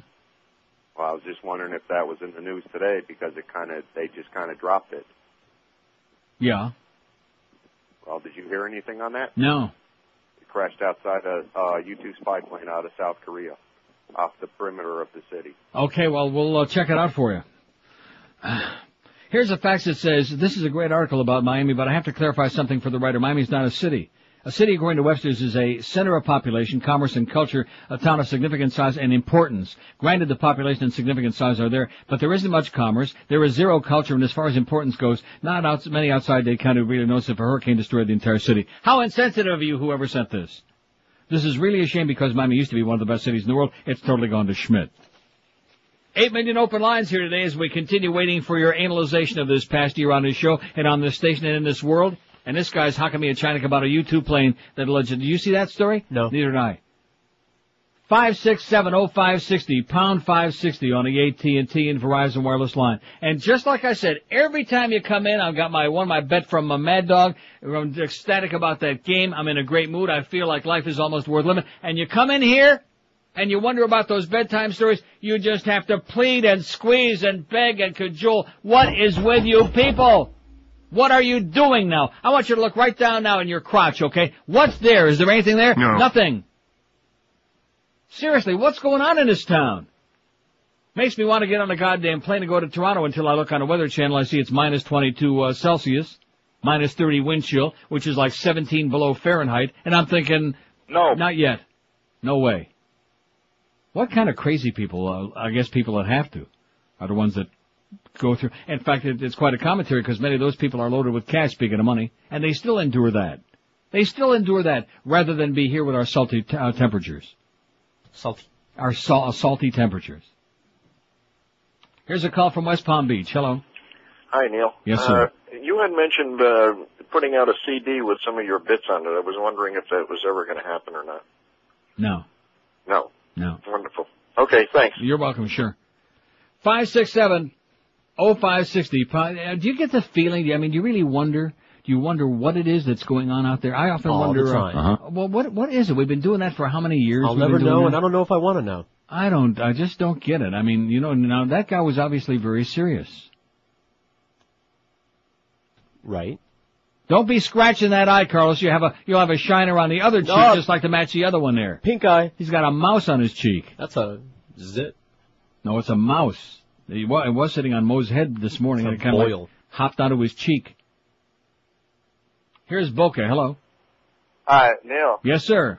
Why are you always talking crap about, like, sports and how it sucks and gambling how it sucks, but you're going to go ahead and make a side bet with Mad Dog? $20. What do you mean gambling sucks? When did I ever say gambling sucks? Well, you're always talking about sports. When did I ever say gambling sucks, sir? Don't I go to Vegas all the time? Don't I go to Pompano Park and plunge my guts out? You're a jackass, okay, idiot? You got a personality like a dead man. That's another one. And this is a younger guy that's still walking around down here who died some time ago. Nobody told him yet. That's one of the very popular phenomena that happened here in South Florida. A lot of people have already died, but nobody's given them the information yet. They haven't got the bulletin. And why are you so anti-gambling, mister? 567-0560, pound 560 on the AT&T and Verizon. I got no problem with sports. I've worn a jockstrap in my life once or twice. I've sniffed a couple. But it's the obsession, the dissection, the rehashing, the stuff I heard this morning from these callers, the same old lifeless 40 or 50 idiots, the same about Dave wants that you take a page from John Gruden, and blah, blah, he sucks, it's all over, baby. Get on with something, find a life. Now, what do these people got nothing to talk about on this station? I'm going to tell you right now, the callers on this, from day one since we came here, the callers on this radio station are the worst callers in the history of mankind. And don't tell me about the sports shows. Oh, gee, they have no problem. Because, no, it's the same misfits day after day after day. We got, what's the guy's name? We got Jamaica Paul. We got Fish. We got Squish. We got Mishy Pish. We got the same bunch over and over and over again. Saying that. In fact, the one guy this morning on there with the Momeister, I called Orlando yesterday and said, and I just repeats the same goddamn thing he told him yesterday. As if it was so important, mankind is waiting to hear it again. Where the hell did these come from? You sneak these in here when I wasn't looking? Thank God, I might need these. Got the new tabloids. Don't read them out loud, though. Why not? Oh, I don't know. Somebody might not like it. Oh, I see what you're saying. You don't want periodicals on them. Well, these are not just your generic periodicals. This is sleaze on audio. They like sleaze on audio a lot. In fact, they like sleaze any way they can get it. 26 after 10 at 560 WQM. We started out here, man, I felt like a brand new child, you know what? And now I'm beginning to see the same old pattern wearing us down. And Greg Reed, you're the one. Let's point the finger where it belongs, just like in that poll yesterday if you eliminate Mo, which don't really count because they just hate him on a visceral level. Greg had a mess with success, and we all got to pay a wicked, nasty price for it, and he's walking around, I don't get it, I don't get it. No, you don't get it. You don't get it. We're the ones that are getting it. We're taking it up the old rectum tail. Power 96 is getting a ratings party. Yeah, Power 96 is getting a ratings party down there, and I bet you Kiss is getting it too, huh? They're probably going to be kissing cousins over there. We're not. QM's not getting a ratings party? Nope. We weren't number one. We were. I know. So why can't we just have a Neil and George and Carlos party, which I won't attend, but nevertheless, you can have my food. Okay. 1027 at QAM. Hey, Delights of West Boca is your mega store for the Atkins diet, any low-carb, sugar-free diet. If you're on one of these diets, here's a store that's for you. That's the whole store is dedicated to you. They got over 600 delicious low-carb food products, so join the thousands who travel from all over the place to this one great store. And this week, try their new Enchantment low-carb cookies in 6 delicious flavors. With only 1 to 2 carbs per cookie, you'll be in snack heaven when you try them, when you pop them in your puss. So whether it's Carbolite ice cream, breads, chips, muffins, cheesecake, pasta, and sauces, Delights of West Boca is the place you're going to love shopping. And anything in the store that you take a look at that you've never seen before, you can try it before you buy it. Their staff knows their stuff inside and out. They know their PD Lenny, too, by the way. Open every day, 7 days a week from 10 to 10. They carry the most complete line of Atkins brand products that are always 25% off all day, every day. You know why we didn't see Petey here today? Why? He's out selling Paul and Young Ron show. So if you're on that Atkins diet or any other low-carb, sugar-free diet, this is the store you're going to love shopping in. Delights of West Boca. They're on the northeast corner of Glades and 441 right next to Boston Market. Call them toll-free, 1-877-LOW-CARB, or check them out on the World Wide Wicked Web at lowcarb.com. Live and local. We're Sports Radio 560 QAM. Chamberlain, rate me. From the makers of Joe Millionaire comes a new show about 20 women vying for the heart of one man. This is like a fantasy come true. Ah! But are they really after his heart? They said he's huge. Like hard to sit down after huge. Yeah. And he's got one huge secret. Joe Mega Johnson. Oh my God, where is it? Tune in as King Dong becomes Tiny Tim. I can't even stir my drink with that. Joe Mega Johnson. Sneak preview tonight. 1032 at 560 WQM. Here's a fax from Nelson who says, 2 questions. Does the internet radio influence your numbers? The answer to which is no. And 2, wait till you hear this one. And didn't you support Bush Daddy Sr. before the 1991 Gulf War? Yes, I did, like most everybody else after Saddam invaded Kuwait. Because that was an invasion, see. He invaded Kuwait, a sovereign country, and was also on the verge of invading Saudi Arabia and the whole rest of the Middle East if we just would have walked away. And yes, I did. And so did most of the rest of the world. Unlike now, which is a totally separate situation, especially since during that war that you're talking about, we decimated his military and he basically is impotent. Right. No comparison. Of course not. But at any rate, that's what he wanted to know. Interesting letter that you brought me, by the way. Well, we can talk about that, as somebody would say. Here's a call from Miami. Hello. Miami. Going once. Neil. Yes, sir. What's up, my friend? How you doing? Neil, and the funny part is about that story about the homeless guy about Fisher Island. Yeah. The city maintains those streets. It's city streets. So they're not, supposedly they're not able, it's public roads. I mean, it's just crazy. But people with money can do when whatever. you got that kind of money, man, you pull all the right strings, you know? You're telling me you got all those politicians in their pockets like Don Corleone. That's right. And that's the funny part. That those streets are public streets, so they're not supposed to do anything about it. Well, so are the streets in Palm Beach. Have you ever been to Palm Beach? Oh, they'll stop anybody in a heartbeat if you don't have a nice new Cadillac. If you don't look like you're one of the Kennedys or at least know them personally on a very close level, they're going to kick your ass right off of there. Oh, have you driven down Val Harbor, down to the Sheraton down there? Not anymore. They won't let my kind in there. I had an 83 Buick, and they stopped me in every corner. I'll be damned. I got 2 beautiful Corvettes. They won't let me in there. Oh, lordy. Screw 'em. What are this world coming to, Neil? Exactly. I love you. I love everybody over there. Mwah! Thank you. I'll see you on Fisher Island, amigo. All right, bye. Buenos dias. Okay, look at this. We got 600 open lines. We got 1 call. It's from Fort Myers. What does that tell you about Dayton Broward? What is going on in Dayton? Same old stuff. I'm tired of it. I'm going to go back to reading bedtime stories. Oh, no, don't do that.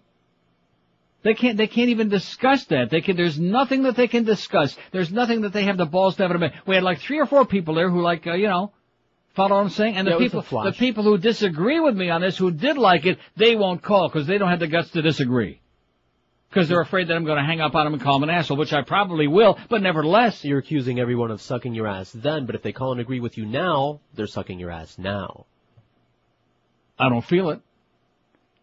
5670560, pound 560 on the AT&T line. This could be the worst response in the history of this show. Don't you agree? Sure.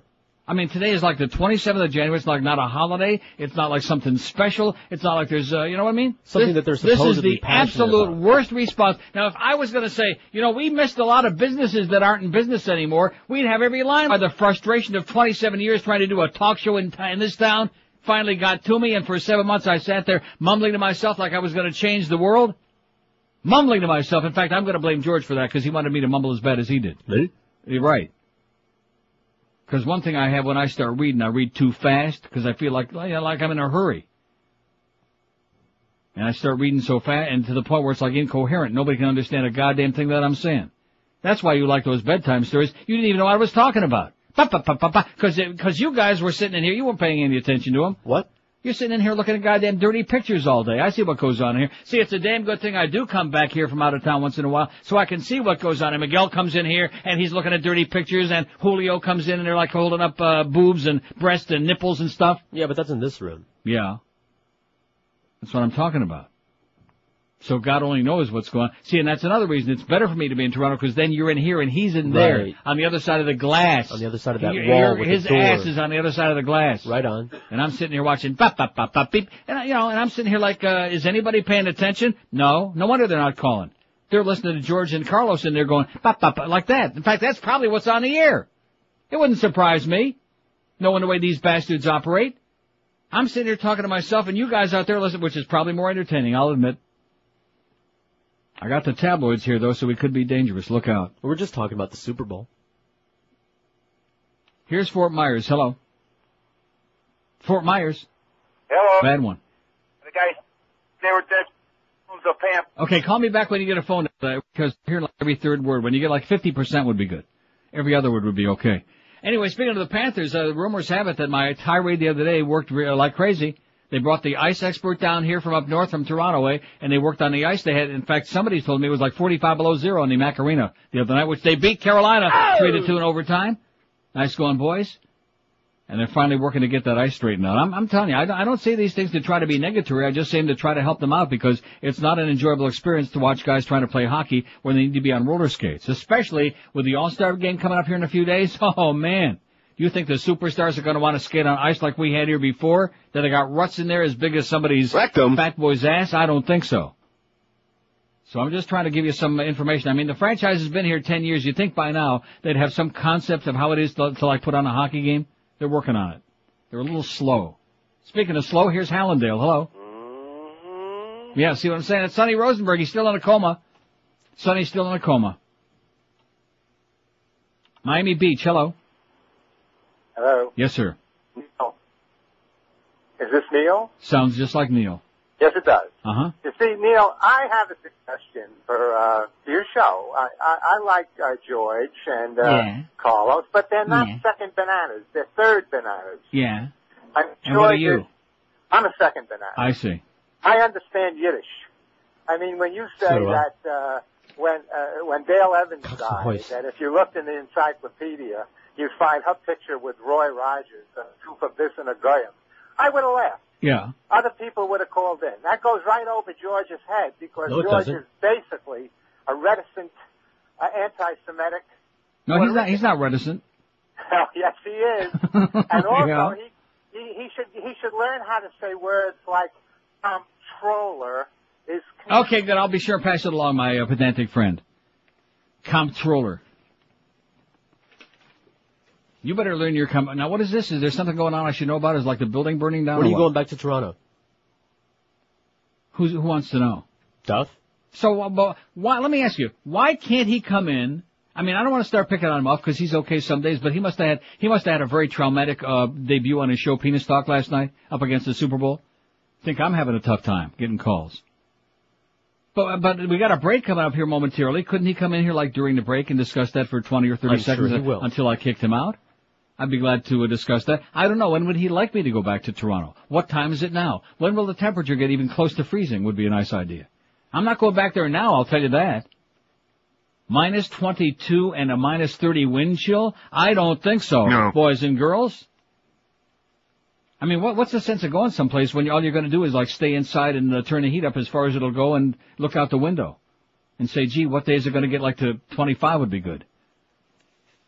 Oh, here's the facts about Andy Roddick. We'll have to get to that momentarily. Nice going, Andy. We love you. Oh! Take off your clothes. 5670560. What was that last guy hawking about? Oh, about the comptroller. See, one thing George does do wrong, and that is put crusty old farts like you from the beach on, but he has a good point that you make good fodder. Okay? George said, here's a good call for your fodder, is what he said. And I think he had a good point. Grist for the mill, old crusty farts, and you can hear the pollen sizzling in the back. Hey, snow in Miami, talking about cold. Well, Tom Lehman said, and Joe Prieto both say that they're buried, not in snow necessarily, but in vehicles. The factory has sent Hallett so many cars, there's no place to park them. Even Tom Lehman had to park cars in his driveway, so they need to place one in yours. Hallett is blowing out all the new vehicles, regardless of profit, including the Pontiac Vibe, starting at only $13,998 and up to $5,000 off on every GMC Envoy in stock. Plus, get you 0% financing or your choice up to a $3,000 rebate right now. And as always, you'll find a dependable selection, a gigantic lot full of pre-owned cars, trucks, and SUVs to pick from. And if every other dealer in town says your credit isn't good enough for them, guess what? The good news is it's always good enough for Hallett, no matter how bad it is, even if you used to be in radio. It's a winter blizzard emergency clearance sale going on right now at Hallett Pontiac GMC, 13401 South Dixie Highway. That's US 1 across from the Falls, open every day, 7 days a week. As all, you hear that? Oh no. Ooh, a big, beautiful purple one. As always, save even more when you mention Neil Rogers told you to call. Check that all out on the Neil Rogers Neil hotline, toll free at 1-888-534-4211. That's 1-888-534-4211 for Hallett Pontiac GMC, who continue to announce proudly to the free world and everybody else too, we are professional grade. Live and local. This is Sports Radio 560. QAM. It's dirty. Hello? Yo, this the place that smokes meat? Yeah, we use smoke, yes. What kind of stuff you guys smoke there? We smoke loins. But what you have? You guys smoke pole? No, we don't do it for the games, no. No, I'm saying, do you smoke my pole? No, we don't do that. Why not? The only reason we smoke it for ourselves. I know, I want you to smoke my pole by yourself. We don't do it that, no. We don't take it from outside, no. Have one of your lady friends do it then. What? What about your lady? Could she smoke my pole? Good. Keep it for you. No, I'm saying, can you smoke my pole? No, I don't smoke your pole. Your heart is dirty. 10:45 at 560 WQM. Happy Monday to you. So Muff comes in here and went like that. Just relax, Muff. Okay, you're getting a little bit too hyper for me. I get nervous. Look at that. There he is again in the doorway. What I tell you, he must be on those doggy uppers this morning. Now here's the facts from our chronic WL in Del Rey, who says, after a while, I did not like the bedtime stories as much as Neil's use of the stories for commentaries, jokes, and choosing bits to play. I was glad when the calls returned. Fox News Heather being the best in recent memory. That bitch. Jerome McGinley got the big paycheck, too, and his numbers also dropped. What the hell does that mean? If WQM changes the schedule again, won't Mad Dog end up getting blindsided again like he did when QM replaced Zimfer with Howard David? The Mad Dog ain't going anywhere. He's got strong numbers in there. We love the Mad Dog. All right. He ain't going nowheres. In fact, you know something? Nobody's going anywhere. How do you like that? We may shuffle the deck a little bit. We may move them around here and there. In fact, you remember the old days? What station was that where they used to do that? You name it. Wins used to do it. Oh yeah, Pete Bolger, that's right. When they were trying to and you know something else? I wanna go nuts about this right now for like the next 4 or 5, 6 hours. Do you realize Cheap Channel, not only are they the bunch of bastards that we know they are, but I'm in the car going to the track Saturday, okay? And this stuff with the worm is going on. The worm. The net is down. My computer's down all afternoon Saturday. I'm wondering what the hell is going on here. Is this some kind of a terrorist thing that's going on? Nobody knows. So I get in the car. Now, where am I going to get news about that? Good question. Yeah. Where? We used to have, WINZ used to be all news. Then once upon it, then it became all talk. And then when Clear Channel bought it, they made INZ like a make-believe news talk station. And WIOD became all news. Supposedly, alleged. Was it ever all news? No. Did they have any news beside in the morning at all? I mean, maybe if you're lucky enough, you might catch a newscast. And on the weekend, pretty much forget about it. So what they've done is they've taken here, which is supposed to be the 11th largest market in the country, and there's no all news channel anymore. Thanks to Cheap Channel. And what they've done is they've taken INZ and made it into a minor league sports, which is the last thing we needed was another sports station. You would have thought they learned that, but they don't care because it's Fox anyway, and they just open up the pot and that's it. See what I'm saying? Cost them Gornish, nothing. Yiddish again? And on IOD, what do they got? They got a local news in the morning, and that's it. That's it. And the rest of the day, they open up a pot. There's Dr. Laura. There's the Big Fat Limbaugh. There's the Schmidtmeister from FLA. There's Phil. There's all of these people coming through a pot. Are you sure? Positive. And then that's what they give you. So if you want to find out what's going, and are they going to find any news on this station? No. We wouldn't know if the goddamn world was coming in, other than we got a TV set up here that Jeff Cohen gave us. We're so far out of touch that if we had a goddamn extension for our arm, we couldn't touch it. That's how out of touch we are. Anyway, WL goes on. George was fine, he says. I still think that critics overrate any movie with John Cusack, the Coen brothers, or Quentin Tarantino. What is that all about? I read that Andy Roddick now dates Mandy Moore, he says. You care about that? No. I care about Andy Roddick. What's that got to do with the Super Bowl?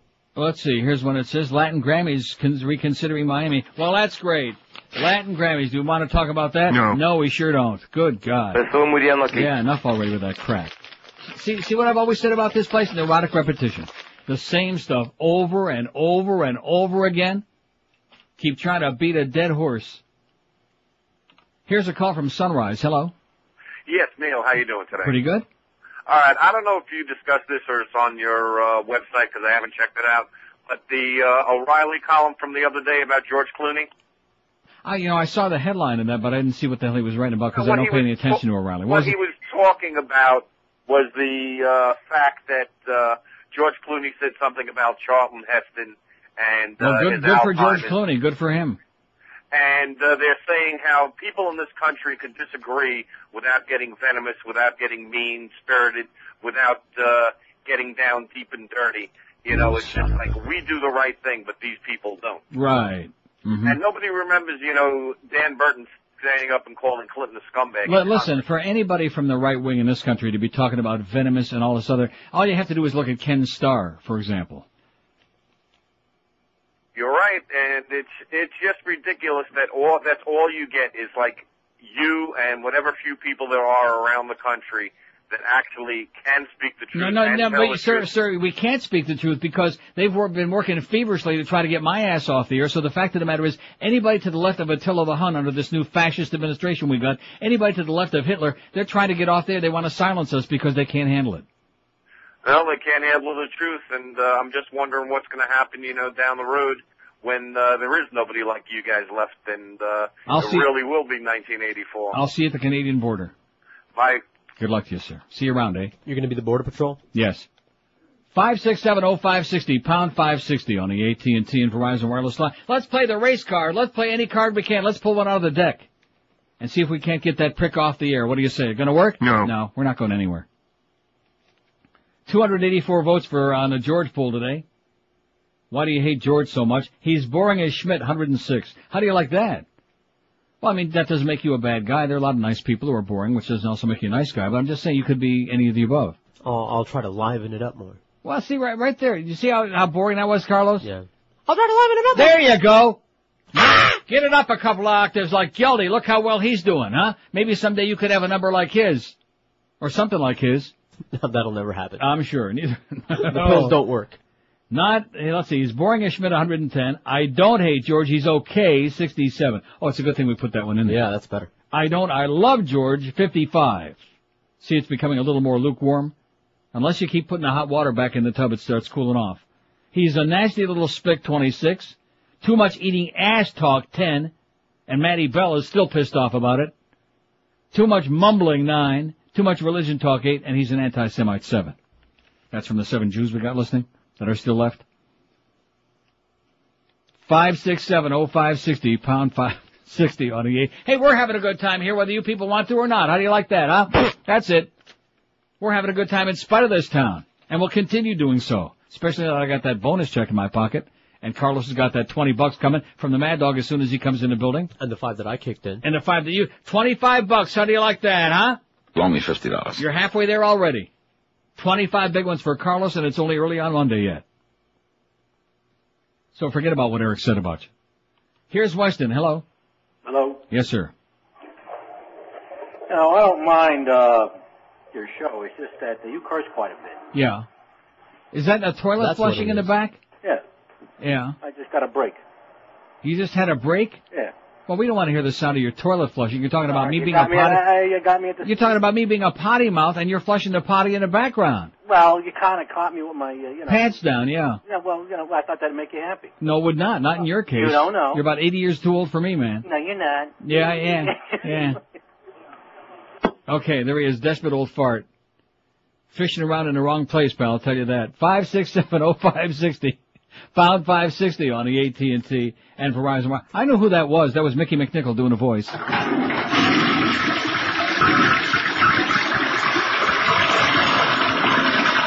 fact, for those of you at Pompano Park, bet your money on Mickey and watch it go down the drain.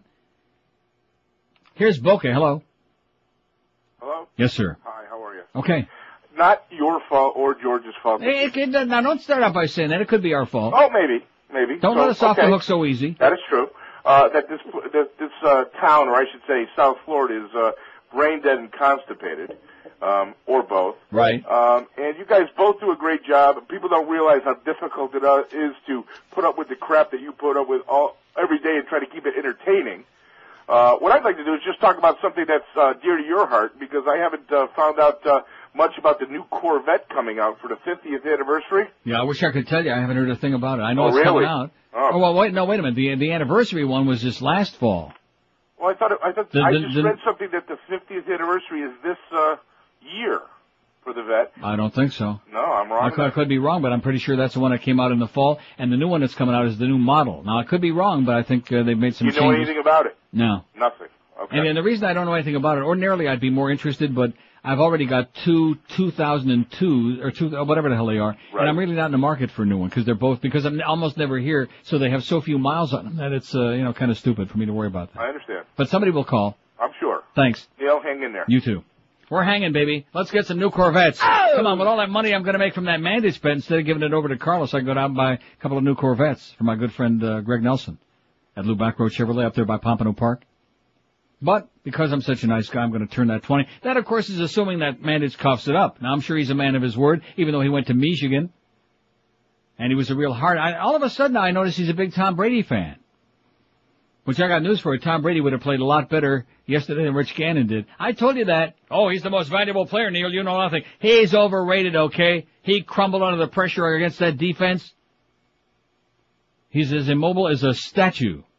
Kind of like somebody else we know who used to play here, but at least the guy that played here was pretty good, had a good arm. Rich Gannon, not for me. Wouldn't pick him on my team. Now, what were you going to say? 56705. Well, I don't want to get back onto the Super Bowl stuff again. It's over. It's history. This station is drowning in a sea of sports minutia. Nobody wants to hear minutia except people with no life. Jeez. Just re-examining and going, in fact, I gotta be honest with you. The guys that do sports on this station, except for one, but the rest of them, I tip my hat to them, because how do they tolerate it, huh? How can they handle it? The same lifeless sport holes calling with the same idiotic, and I wouldn't say observations, but they're not even that. Can you imagine any other subject you could even attempt to do that Sex. with? Okay. Yeah. All right. Now we're talking. There's one. Sure, I can understand that. I can understand that for like ever and ever. Food. All right. Yeah, things that everybody, universal. We want great sex, we want great food. We'll even take mediocre sex and mediocre food. How about sex Carlos with food? will take any food you got. He's already forgotten about the sex. Sex that involves food. Well, there you go. Marshmallows, whipped cream, chocolate, cherries, raspberries, papayas, watermelons, cucumbers, weenies. Papaya. Oh, yeah, you guava eating the spick. That's a mango munchin' Julio to you. You got to admit, things weren't quite as entertaining before he came here. Oh, there's no question.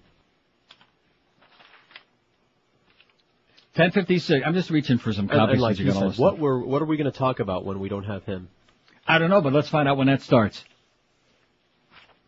10:56 at 560 WQM. You're still sleeping on the same crappy old mattress you've had for years and years. Well, I guarantee you feel it.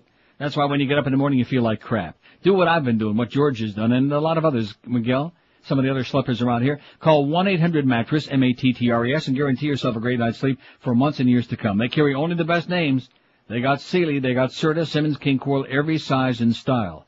and you'll have 30 days to try the mattress out in your home with the best comfort exchange policy ever invented. Some places make you sleep on your new mattress for at least 30, even 60 nights before you can make an exchange. If you're not comfortable after the first night, you just bought 59 more sleepless nights, and then they'll go ahead and charge you for restock, redelivery, and you'll pay full retail price on exchanges. Forget about that, because they never would do that at Dollar Mattresses, which is why they're so great. For real comfort, no hidden charges or extra fees, call 1-800-MATTRESS right now. If you need an exchange, you can do so anytime with their 30-day comfort exchange period. No hassles at all. If you like to shop online, check them out at mattress.com. That's the website for Dial a Mattress. If you want to see it before you buy it in the mattress too, mattress.com's got pictures of the mattresses that the expert bedding consultants suggest. Make the call now to Dial a Mattress and enjoy a great night's sleep every night. Call now, 1-800-MATTRESS, 1-800-MATTRES for Dial a Mattress. Live and local.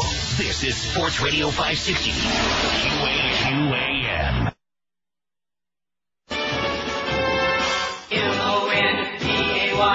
MONDAYSUCKS. Hola. Hello? Hola, Tommy Motora residence. Oh, who is this, the maid? No, this is the wife, Talia. I like to speak to Tommy Matolia. Hello, Tommy Motora residence. Gucci, Gucci, Gucci. Charles? No, Talia. Talia. Let me talk to the devil. Please hold. Tommy.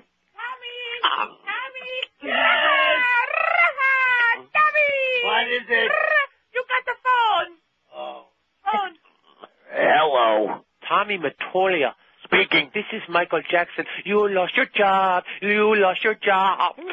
Hey, I didn't lose my job. I stepped down. Oh, sure. However you want to paint the picture, whatever you have to tell yourself in order to save some sort of face, you do it. But you lost your job. You know, actually, it's kind of nice to hear your voice. What? It's kind of nice to hear anybody's voice. What are you talking about? Yeah, can you hear that? That's my Mexican wife, let me tell you. It was cute for maybe 5-10 minutes a day. But if I gotta stay home with her every day, I'm gonna go crazy. You're getting your just desserts, Tommy Matolia, the devil. All we do is eat Mexican food. Chimichangas, burritos, Tostitos. I got more gas than Exxon. And you deserve to have the bloat. Listen, Michael, I'll resurface somewhere. I'll start another label. Sure you will, so you can destroy the career of other budding artists. Are we going to Chevy? Yes, honey, we're going to Chevy. Thank you very much. All right. Oh, jeez. If it's not Chevy's, it's Chi-Chi's. If it's not Chi-Chi's, it's what's that drive-in place? I don't know what you're talking about. I called to berate you. And all I'm getting is dribble and chimichanga. Admit it, I was the reason you were forced to be fired. Right, I know, because I'm very, very, very devilish. I want to live in America. I want to live in America. You're living in America, all right? Hey, look, Mikey, I gotta go, okay? I gotta take her over to Taco Bell. Chevy! Okay. Chevy's, you want to come with us? No, I don't want to be seen with you. You are the devil. Though at this point, I am finding myself having some sympathy for you. All right. I gotta go there, Mikey. Let me tell you something. If I were to fart right now, half the neighborhood would go up. Goodbye. 11:04 at 560 WQM. We got the Mad Dog at 1 who's $20 poor today, I'll tell you that. Nice going, Mr. Expert. The Humper, and I'll tell you, Hank has got a much better gig than I got. Do you see where he's doing his show today? No. Lost Wages. Oh. Hank from Las Vegas from 3 to 7. And then tomorrow, of course, he'll be in transit, so guess who we get tomorrow? Joe Zagacki. Wow. Tomorrow afternoon. So we got Hank from Vegas, the Big O from 7 to 10. So you can call the Big O tonight from 7 to 10, and then tomorrow call Mo after the Big O, and repeat the same call like that one guy. And then we got Eddie K from GA at 10 o'clock tonight, and Joe and Mark, the Dirty Boys, overnight with Joe's birthday is coming up on Thursday. Right? Yes. See how well I can read that calendar in there? Oh, big block letters there. The hell it is. It just says Joe CBD. Joe CBD. Joe CBD. Speaking of that, they're getting really upset, the record companies, that they're losing all this money.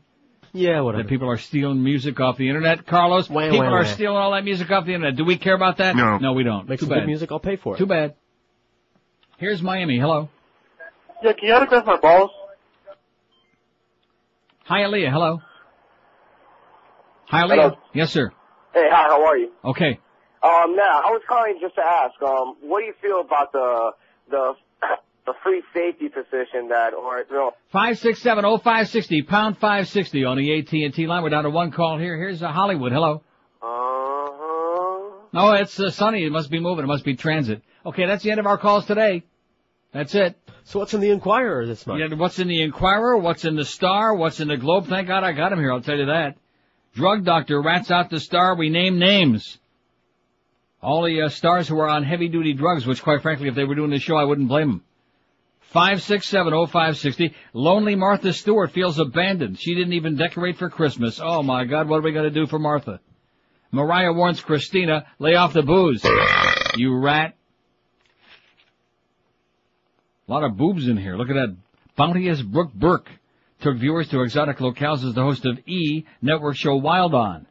And the beautiful brunette, who's now the host of E's Rank, took herself to sunny St. Bart's in the Caribbean for some R&R with a friend. With a lady friend, that is. Missing woman's husband had shocking secret life. Oh, you know, this business about Lacey Peterson, why do we care about that? Who? The missing woman, Lacey Peterson. You haven't seen that about her husband and about her? The pregnant right, woman? Yeah, right. he did it, so what? Why do we care about that? We don't. Oh, okay. Oh, the crank is back again in Hallandale. Hello. I just said, mm-hmm. I beg your pardon? All I said was I did the bob. Mm-hmm. Blob. Plop? Blobell. He's an asshole. 567-0560. Pound 560 on the AT&T and Verizon line. And it's not even, it's only 11 o'clock. And we're still searching for calls here today. But you know something? Keep it up. Here's Miami. Hello. Hey, Neil, you have to add the Florida Marlins to companies that no longer exist in Miami. Uh-huh. Here's Bay Harbor Island. Hello. Hi, Neil. How you doing? Okay. Nice to talk to you. I never talked to you before, but good show. I had something in common with you. I've been to Amsterdam 6 or 7 times. I was just wondering, the last time that you came back, have you been having problems in customs? Because no. Serious question. No. Well, my wife was. We came back separately from Europe this time last month. What is she, a drug dealer? No, unfortunately, that would be great actually. But anyway, we came back and she's a Canadian citizen, and she keeps getting stopped and searched in customs. And I read a couple articles that have said that this New Zealand woman was harassed and searched and stuff like that. Mm-hmm. So I was wondering if you had heard anything about that. No. Or had experienced that. What I saw, I was just there in December. It's as lax as ever. When you get there, they look at you. If you got an American passport, sometimes they don't even stamp it. And they open it up, they stamp it if they feel like it, and they give it back to you, and have a great day, and blah, blah, blah, and that's it. And then when you go through, does she carry a lot of luggage with her? Well, no. Well, actually, I have to say this time she did, because she was... Bad mistake. Yeah. Bad mistake. See, if you go through the green line when you're going out of the into the airport, out of the customs area, and where it says nothing to declare, they don't even, most of the time, 99%, they don't even look at you. So I just have my one carry-on. They don't even pay any attention to me. But if you're going through items to declare, then all I would say is, look out. Yeah, well... Tell her to pack light. Well, I'll tell her that. I don't know. Maybe she's got a guilty face or something. That's why a lot more people are stuffing the drugs in their body cavities, because it's a lot easier to get it through that way. Yeah, actually, one time she came from Canada with a cast, and they held her for 2.5 hours. So, but anyway, I just wanted to say, unfortunately, we're away from civilization again. But I hope to get back there in the next 6 months. Me too. I'm working on it. Hey, it was a pleasure. Thank you. Have a great life. 567-0560, pound 560 on the AT&T. In fact, after this intemperate response by the audience today, that's the first thing. Duff came in here and said, "When do you want to go back to Toronto? Get out of here." I said, pretty damn soon. A lot sooner than I was planning. Don't you think that today is enough to kind of put me over the edge? Yeah, this has been just, it happens all the time. They blindside you here. Out of nowhere. Like a frontal, a sideways attack. And we're sitting here, we're willing to take all the criticism in the world, all the abuse. We don't give a crap. We get paid just the same. I got that fat bonus check in my pocket right now. George may have his someday, but we're not too sure. And Carlos, he's sitting there with a kind of a moderate smile on his face. He says, "I'll believe the 20 for Mad Dog when I see it." Believe me, he'll pay up. He'll pay up. He doesn't want to be abused on this show every day for the rest of the duration for over a lousy $20. The kind of money that he's making, are you kidding me? between his construction, although we did hear him say last week that he hasn't had like a new thing, like in what did he say, about 6 years now? What's up with that? Economy. Didn't you hear that story? People are schleppers here. They're dying. Oh, yeah. Except for the people on Fisher Island. Everybody over there on Fisher Island, we want you to come out here with the rest of us and just bring bags of money like Santa Claus and start handing it out like the Rockefellers used to do. Only no dimes. Okay? $100 bills on the street corners, all you grave robbers on Fisher Island. What kind of people live on Fisher Island? Rich people? Yeah. Blue noses. With their noses way up in the air, okay? And of course they don't stink. I'll tell you a place tonight to make some money, Pompano Park. I got the 3-horse in the, Anyway, Pompano Park is open for live harness racing 4 nights a week, Monday, Wednesday, Friday, and Saturday. First post time 7:15, as in tonight, with free general parking, free admission every afternoon and night. And don't forget, every Monday, like tonight, there is some Monday madness going on because Pompano Park offers 2 for $25 full-course dinner specials in their lavish top-of-the-park restaurant on the 6th floor. Brian Sears is God. We continue saying that he is. And by the way, Dick Feinberg, quit peddling. Go be Dave Ingraham's agent, okay? We still got the search party looking for David. Why not come out for an evening of great horse racing action? Root home a winner from the rail. Treat yourself to a private box seat on the 4th floor. Enjoy a Ben & Jerry's Hot Fudge Sundae or a slice of Rostello's Pizza. I want me a Ben & Jerry's Hot Fudge Sundae tonight at the track, not Haagen-Dazs. What do you not? No, they're gonna have to go on the 4th floor to get me Ben & Jerry's. In the dining room, they got Haagen-Dazs. I want Ben & Jerry's. Every Wednesday at Pompano Park is $1 a night. You can get draft beer, hot dog, soda, large pretzel, or popcorn, only $1 a piece. There's also a great all-you-can-eat buffet on the 4th floor Players Lounge for just $10.95 per person every racing night. Coming up in February, it'll be the big $250,000 Isla Capri Pacing Series, featuring many of the best horses in North America racing right at Pompano Park. And don't forget, a week from tonight, next Monday, the big night, man. One of my favorite events in the world. It's the free spaghetti dinner next Monday, February 3rd at Pompano Park. And of course, Pompano's got full card simulcasting every day, all day, starting at noon, 7 days a week. Pompano Park on Powerline Road, a block south of Atlantic Boulevard. A great live racing card, 7:15 p.m. tonight. Live and local. This is 560. The radio's all yours now. QAM. Rogers. Oh my! Oh my!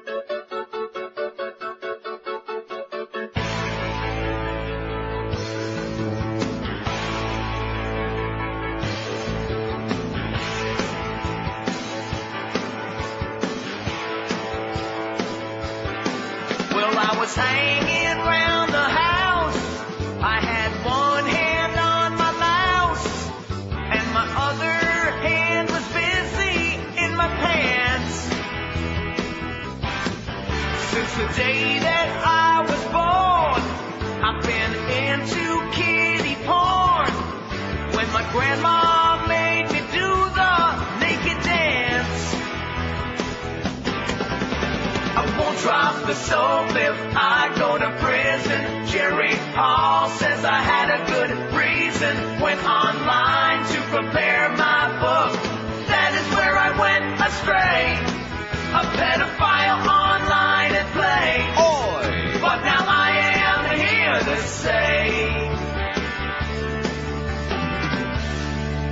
I won't touch my tool again. Yeah.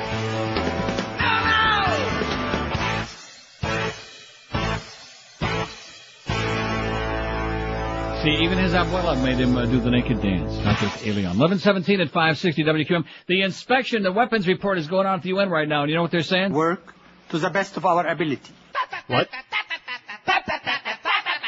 That's what they're saying. To the best of their ability, they're going to BS as much as they can. Because we don't want to watch no reruns of some old tired cowboy movie, you know what? We're going to put on our cowboy hat and our 6 shooters, we're going to go in there and blow their crap away, even though we're very concerned about the unborn fetus. Man beating dog with gun shoots himself, speaking of that. This is on our website, but somebody faxed me the shorter version of this. This is in Winchester, Virginia. Friday. A man trying to beat his dog to death with a gun was fatally wounded. All right. When it apparently went off accidentally, police said. Raymond Poor Jr., 43, called his wife at work Thursday and told her that their dog had bitten him and he intended to kill the animal. The wife came home about 6 p.m. and found her husband unconscious with a number of dog bites and scratches. Emergency medical personnel discovered that Poor had been shot. He was pronounced dead at Winchester Medical Center. Oh! Police Captain David Sabonia said Poor must have beaten the 30-pound Sharpie with the gun that went off. He said the stock of the weapon, a combination rifle and shotgun, was broken, and there appeared to be blood and dog hair on it. The dog was in custody of an animal control officer. Sabonia had no detail on how badly the dog was injured, but the guy that was beating the dog, he's dead. That's hysterical. That is poetic justice, huh? Evolution at work. 5670560, pound 560 on the AT&T line. A tremendous response on this poll. Thank God I changed it, see? Because I know my poll. I put that first one up there about the stupid bowl last night. It was like limp. You could feel it sagging. No, you feel it. No, now you feel it. Why do you hate George so much is our poll question. We got 381 votes. And this is a poll that didn't go up till like about 4 minutes ago. He's boring as Schmidt, 137.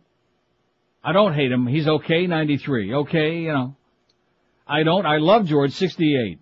He's a nasty little spick, 32. Too much eating ass talk, 15. I bet you Dwight Lauderdale's at least 10 of those 15. He's getting sick and tired of your mess representing where he's sticking his tongue. He's an anti-Semite, 14. Too much mumbling, 13. And too much religion talk, 9. Is where it is right now. Here's Miami. Hello. Miami. Gone? Miami's gone. Okay, probably just as well. Let's try Miami Beach. Hello. Neil God. Yes, sir. I've been listening to these calls since the beginning of the show. Well, we apologize then. And I'm wondering, people are complaining about the bedtime stories? Yeah. No, I'm complaining about the bedtime stories. I admit that it was a bad mistake on my part. It hurt the show badly, desperately, but it was a byproduct of how crappy the calls are, which you've been hearing how the calls are. That's my point. It's like I was driven to it. People really want to listen to these idiotic calls. I mean, I've been listening this morning. This is ridiculous. It is. It's a disgrace to the human race. So go back to bedtime stories. But lastly, you know what? George is a rookie. Everybody wants to compare him to you, and that's why they say he sucks. He's not you. Right. So I just say George needs some experience, you know? Exactly. In fact, I think starting at noon will be a good time to get him on there. Exactly. Have a great day. Have a... Yeah. What's wrong with that? You could do an hour today.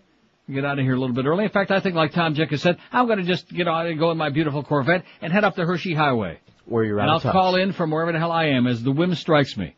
And in the meantime, you'll do the job and I'll be back right around next payday. What's wrong with that? Just come back often enough to pick up a paycheck. Worked with Paxson for 7 months, real good. Yeah. That wasn't bad. Except that one day that they had me driving on. That was Norma Kent, by the way. Couldn't get them to FedEx me the check or something like that. Had to drive down there to pick it up. Nearly got killed that one day. Right by Joe Robbie Stadium, formerly known as. In fact, if somebody would say, it's not Joe Robbie Stadium anymore, guess what? At least the Joe Robbie family, Joe Robbie built the damn thing, unlike Pro Player, which is out of business last time we checked. Huh? I'll always call it Joe Robbie. Maybe we can call it Enron Field. Or some other out-of-business joint, which seems to be the pattern now that everybody in sports is going out of business, which I was the one that told you years ago, all this expansion, it's crazy. It's pure greed. Oh, you don't know what you're talking about. You're just a sour puss. Okay. Here's Greg with his daily facts. Dear Neil, once again, being that I'm our resident radio expert, I'll share my opinion on the George topic. Will you spell George with a J and not with a G, you bozo? It's not that he's such a bad guy or even a bad talk show host. It's all in the voice. It doesn't matter what he's talking about, not to compare the two of you because that wouldn't be fair. It's like comparing Superman to Droopy. I mean, Neil, you were blessed with that voice you have. What voice? I got a great voice? If I had a great voice, I wouldn't be here, I'll tell you that right now. Where would you be?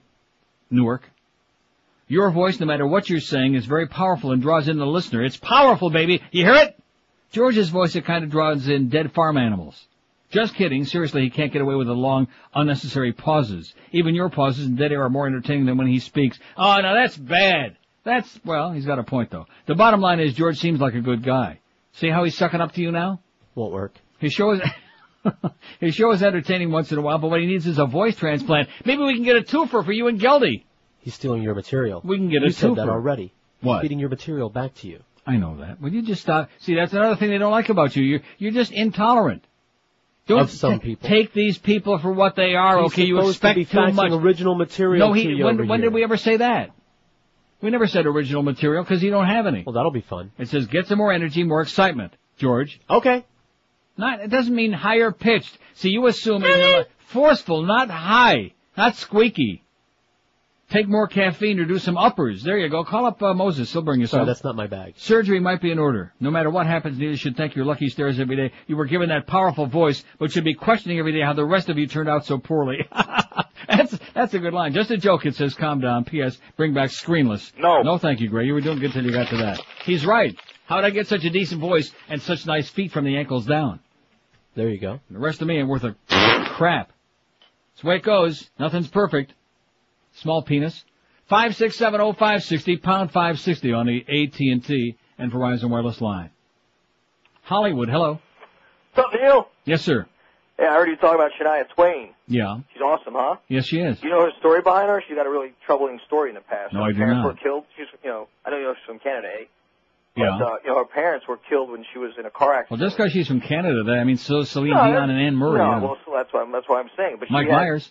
She had a very, sad, upbringing. Monty Hall. Her parents were killed in a car accident. Right. And she had to take on all her other kids. And, it's, have you ever watched that, Leslie Nielsen.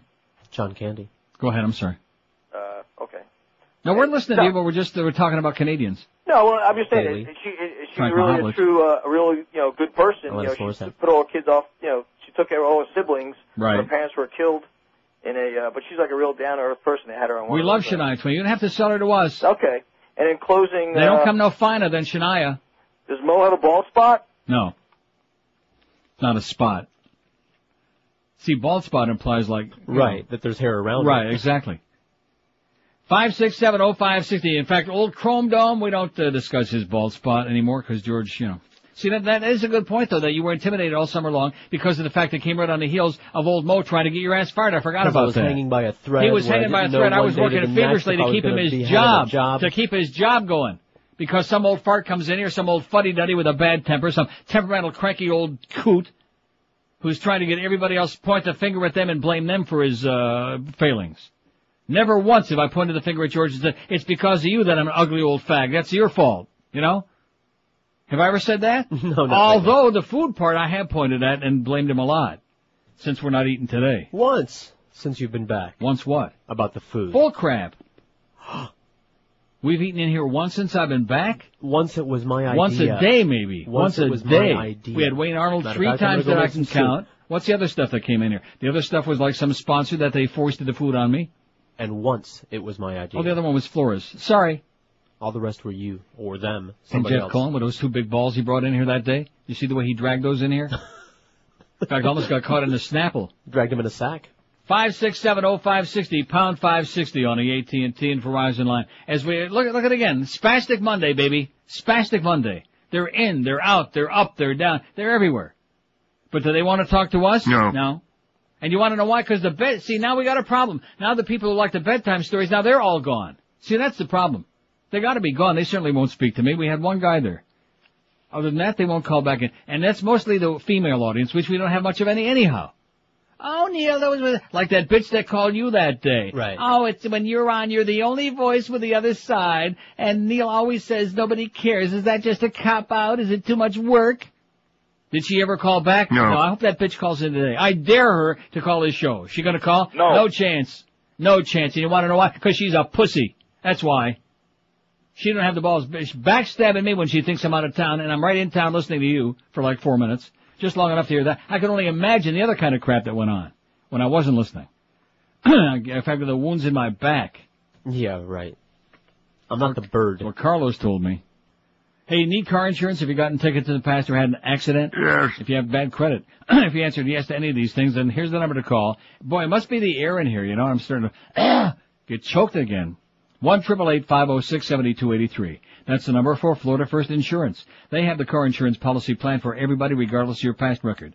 They've got low down payments and get you the car insurance you need for as little as $35 a month. Unbelievable. Call them now toll free at 1-888-506-7283. Florida First Insurance offers free quotes. They're family owned and operated with years of experience. You deserve the car insurance that you be needing, so call them now. 1-888-506-7283. If you need home insurance, life, health, or commercial insurance, Florida First Insurance can get you covered. And right now is a special promotion. Stop by any Florida First Insurance location, get you a quote, and get 2 free casino cruise passes, compliments of Las Vegas style marketing, a $60 value, absolutely free. So call 1-888-506-7283. Get a car insurance quote from Florida First Insurance and get 2 free casino cruise passes. Don't forget, no matter what your car history record is, these are the people who can get you straightened out. Call 1-888-506-7283 for Florida First Insurance for all your car insurance needs.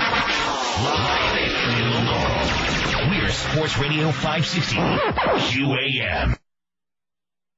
Don't have a penis. I've never had one, I swear. New from Gorge You of Your Money. It's the jeans that almost every man in America has been waiting for. The jeans that will drive the chicks wild and make you the center of attention at any party. It's the Wonder Jean with built-in bulge booster. If you're sick of traditional jeans that hide your little package, the new Wonder Jean will accentuate whatever little amount of flesh you have and make it look like you're the next Long Dong Silver. Whoa, Billy, what's up with you tonight, man? The chicks are all over you. Did you happen to notice my pants? Yeah, I was meaning to say something about that. What do you have, a Woodrow you can't get rid of or something? No, you squid. It's the Wonder Jean. Here, check this out. Hey, baby. Hey, good looking. What do you say we blow this joint and head back to my place? Sure. Hey, Billy. Yeah? What are you going to do when you drop your drawers and she sees your real little soldier? Who cares? It's too late then. The Wonder Jean from Gorge You of Your Money. Because now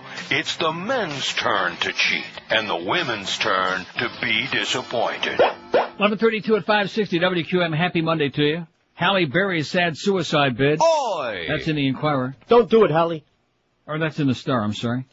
Drug Doc rats out the stars. As soon as I see Winona Ryder's on this list, I realize it can't be too exciting. What a shock, not Winona Ryder on drugs. Well, they found all that stuff in her purse. And that soup, that Nissan, whatever that crap that we told you on Friday will kill you, right, that Nissan soup with noodles, it stinks. It's chicken soup. Oh, are you kidding me? It smells like chicken soup that a rat died in. Here's a call from North Miami. Hello. Hey, what's up, Neil? How are Yes, you? sir. Happy post-Super Bowl. And back to you. Been trying to reach you for a few weeks. Actually, it's a little more than a week since we did the old business poll. Uh-huh. My vote was from My Pie. Yeah. Very nostalgic for it. My brother used to work there. Actually started a little business where he's making pies. I wanted to bring you some food someday. I didn't know if you were into that then. No. 5670560, pound 560 on the AT&T. Here's a guy that's looking for a plug for his brother's joint, wants to bring us some food. What do we say? No. No, he didn't have anything to say. See, you notice the clever way, the very subversive way that he tries to hook that all together. You were doing a thing about a place that used to be out of business. My favorite was My Pie. And, but now my brother's got a place, and can we bring us some food, and can we give him a free plug? No. No, thanks. See how those things all tie together? 5670560. If we don't have like a real call next to 25 minutes here, I'm going to blow Carlos's brains out right on the air. Pound 560. Well, that's before Manage comes in with the $20. Here's Miami Springs. Hello. What's up, Dino? How you Yes, doing, sir. man? Okay. Speaking of restaurants, I have an anecdote about restaurants. Did you know that the guy doing your morning show actually was in the restaurant business way before radio? No. Was in that because you always have to pay in restaurants. To pay? To pay, yeah. 5670560. I'm afraid for Carlos. Pound 560. Yeah. You better guard him with somebody's life. Better lock that door. Here's Davey. Hello. I'm crazy. 5670560. Pound 560 on the AT&T and Verizon wireless line. The search continues. We only got another hour and 25 minutes to go. We'll continue searching. Man. Here's Bal Harbor. Hello. Hello. Yes, sir. Yes, my tip's crooked. I beg your pardon? My tip's crooked. Your tip's crooked? Yes. And? I tilt crooked. You killed cricket? Yeah. 5670560, pound 560 on the AT&T and Verizon. I think the wicked worm struck this town, if you ask me, over the weekend. Paper said that didn't have a big impact here. I think this town has been stricken by that runaway worm. Lauderdale by the Sea. Hello. Neil God. Yes, sir?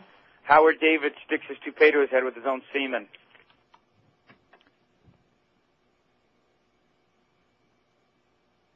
Here's Vero Beach. Hello. Go ahead. What's that? I beg your pardon? I didn't say anything yet. I said, let's go to Vero Beach. Hello. All right. Hello, Vero Beach. How are you? Okay. A restaurant that I like. Here's an old lady in Miami Beach. Hello. Neil. Yes. I've been listening to you since I live here. I live here 31 years, and you're here about 27 years. Uh-huh. But you never spoke so rapidly. Why do you do that? I'm in a hurry to get out of here. It's kind of disconcerting, though. You know, it gets very tiring. I love listening to you. Yeah, where's I love the subject matter you have, Uh-huh. but it's tiring when you talk so fast. Go take a nap. When you talk so fast? Yeah. How come I speak so fast? She's been listening for years, but I'm going too fast for her now that she just turned 110.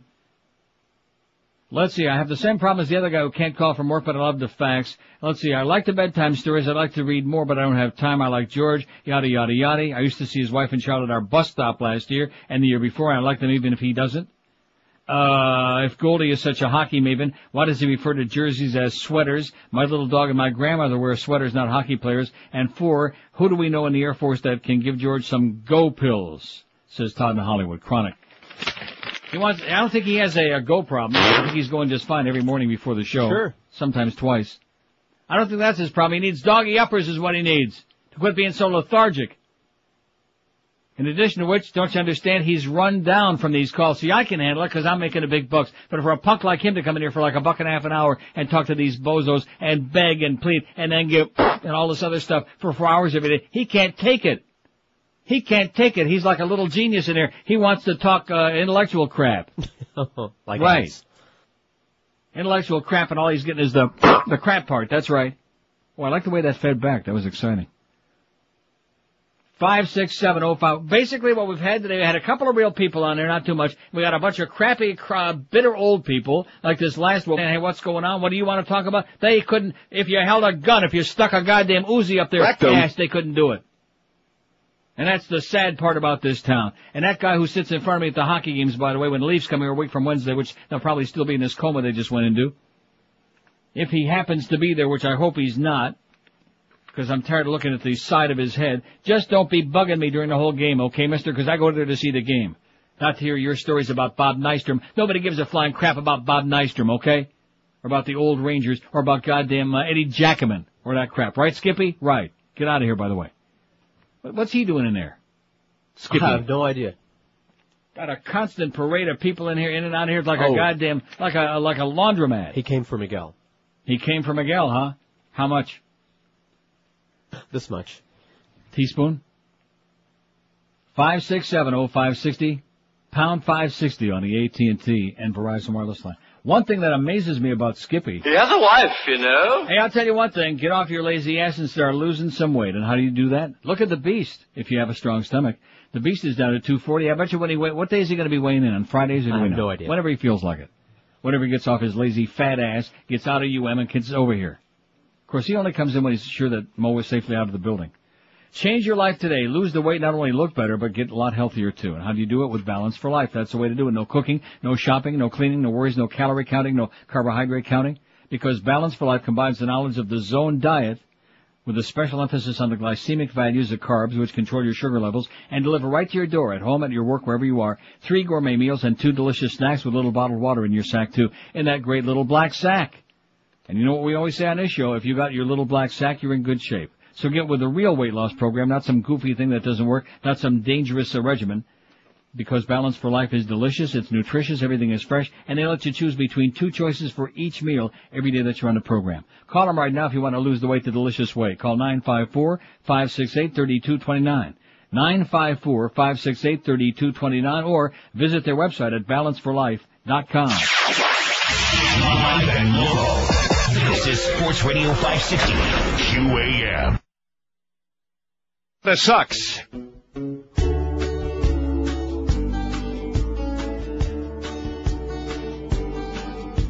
I went to the sausage party. I was invited by the priest. He said, come with me, I have some friends to see back in the rectory. When we got to the sausage party, there were some other priests in the buff. Then he dropped his pants and said, be a good lad, your face I wanna stuff. Yes. And I realize now I didn't do very well. You see, 'cause the priest couldn't get off, so he had to please himself.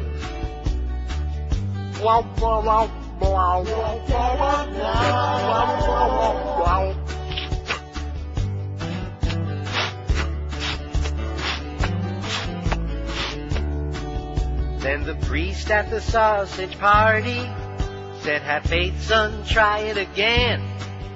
As he took my hand and he said, let me help you try to understand. He said, there's something I must remind you before you give it another chance. The holy men who wrote the Bible weren't wearing any pants. Now I'm all right now. I can do that very well. It's good that I can please anyone and I won't go to hell. Oh, we're fine. 15 till noon, 11:45 at 560 WQM. Jim Mandich will be along at 1 with all kinds of excuses why Tampa Bay knocked the crap out of the Raiders in the Super Bowl last night. He'll be making all kinds of excuses. No excuses, Mad Dog. The better team won. They just knocked the crap out of them, okay? In fact, the final score is nowhere, even though it was 48-21. Doesn't even indicate what a romp that was. It was like 34-3 in the third quarter, and in the fourth quarter, wasn't it? Whatever the hell it was. Late in the game. Got it? A one-sided, a lopsided trouncing by the far superior team. And see, the problem is, well, I'm not going to go into it. You just take the $20. Let's see, George. This is specifically for you, but of course George ain't getting it. It's some sex thing. We'll save it.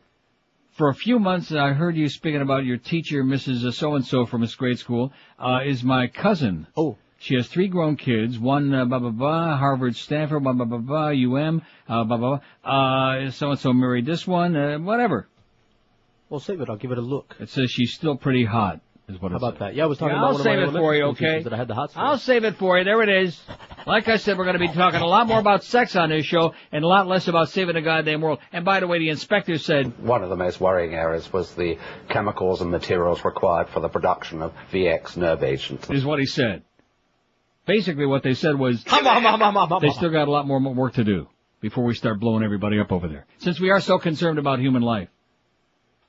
567-0560, pound 560 on the 18th. We're concerned about the sanctity of the unborn fetus, don't you understand? To the degree that we don't want no stem cell research, we don't want to kill no stem cells. Right. Right? We don't even want to kill any brain stems. Here's Vero Beach. Hello. Vero Beach. Hello. How yes, sir. Okay. A restaurant from the past. Okay, restaurant from the past. A caller from the past from Vero Beach. A restaurant from the past. Here's Miami. Hello. Miami, buenos dias. Gone. Here's a call from Boca. Hello. Hey, Neil. Yes, sir. How are you today, buddy? I've been okay. A little bit bizarre here today, but I'm used to it. Yeah, nothing different. A little strange. On a Monday. Hey, Mr. G's back in town. Yeah, we know. And we don't want to talk to you. 567-0560, pound 560 on the AT&T and Verizon wireless line. One more good reason to get the hell out of here real soon. If we can just get it up to like minus 40 in Toronto, I think I'm on a plane. Last call of the day, it's from Davey. Hello. Davey. Hello. Yes, sir. Mr. Rogers, how you doing, sir? Okay. This one, did you hear what happened on the broadcast of the Panthers game Saturday night? No, I did not. Okay, it was about 4 minutes to 3.5 minutes left before the end of the second period. And I don't know which announcer it was, but I was listening, and all of a sudden one of the announcers farted, and it went all over the radio. He farted on the radio? Oh, he farted. And up the butt. About 5 seconds later, he says, excuse me, and the other announcer was, I think it was Goldie. Up the butt. He said, sir? Yeah. Yeah, and he said that, boy, that was a stinky play. In other words, and he was trying to announce the game and not laugh at the same time. Mm-hmm. It was unbelievable. I'm glad I wasn't there. Thanks for the good news. Up the butt. 567-0560, pound 560. See, the people I wanted to listen to the bedtime stories, they're all gone now anyway. See, it's a yin and a yang thing. You can't please everybody. Like that thing just said, like Rick Nelson said. So you gotta please yourself. That's all you can do. They're all gone. The bedtime stories crowd, they're not going to listen to this. They're not going to and look at that. Listen to what? Listen to the lack of call that we have on there. There's not one call on the board. Where are those crickets? In the history of my life, is this like a dry one again? This must be like Ozzy Osbourne dreaming about the Osmonds and Florence Henderson. Must be like a bad nightmare. 567-0560, pound 560 on the AT&T and Verizon wireless line. We're talking today about your favorite places that are no longer in business. Why do you hate George? Well, I'm just waiting for those calls to start pouring in. Why do you hate George so much? We asked. We got 458 votes. They're busy voting about you. They can't be bothered calling me because they're busy voting on you. He's boring as Schmidt, 162. I don't hate him. He's okay, 112. I don't hate him. I love George, 79. So you add together the two positive categories, you got 42.3%, George, which leaves 57.5% that he's a nasty little spick, 39. He's an anti-Semite, 17. Too much eating ass talk, 16. Too much mumbling, 15. And too much religion talk, 10, is what they say. I hope you're writing all of those down so you can assess your whatever you do next time you're on. Like starting at noon would be good. Don't you think? I think George Noon to one today. In fact, I think George Noon to one every day is a splendid, a capital idea. As opposed to me sitting here trying to beg and plead and squeeze something out of these people. I want to talk to a woman under the age of 100 today, between now and 1 o'clock. Not that old lady that called from the beach that's got like, she's kind of like that hokey pokey guy. She put her left foot in. You're talking too fast. Yeah, I'm talking too fast. I can't understand. Oy vey.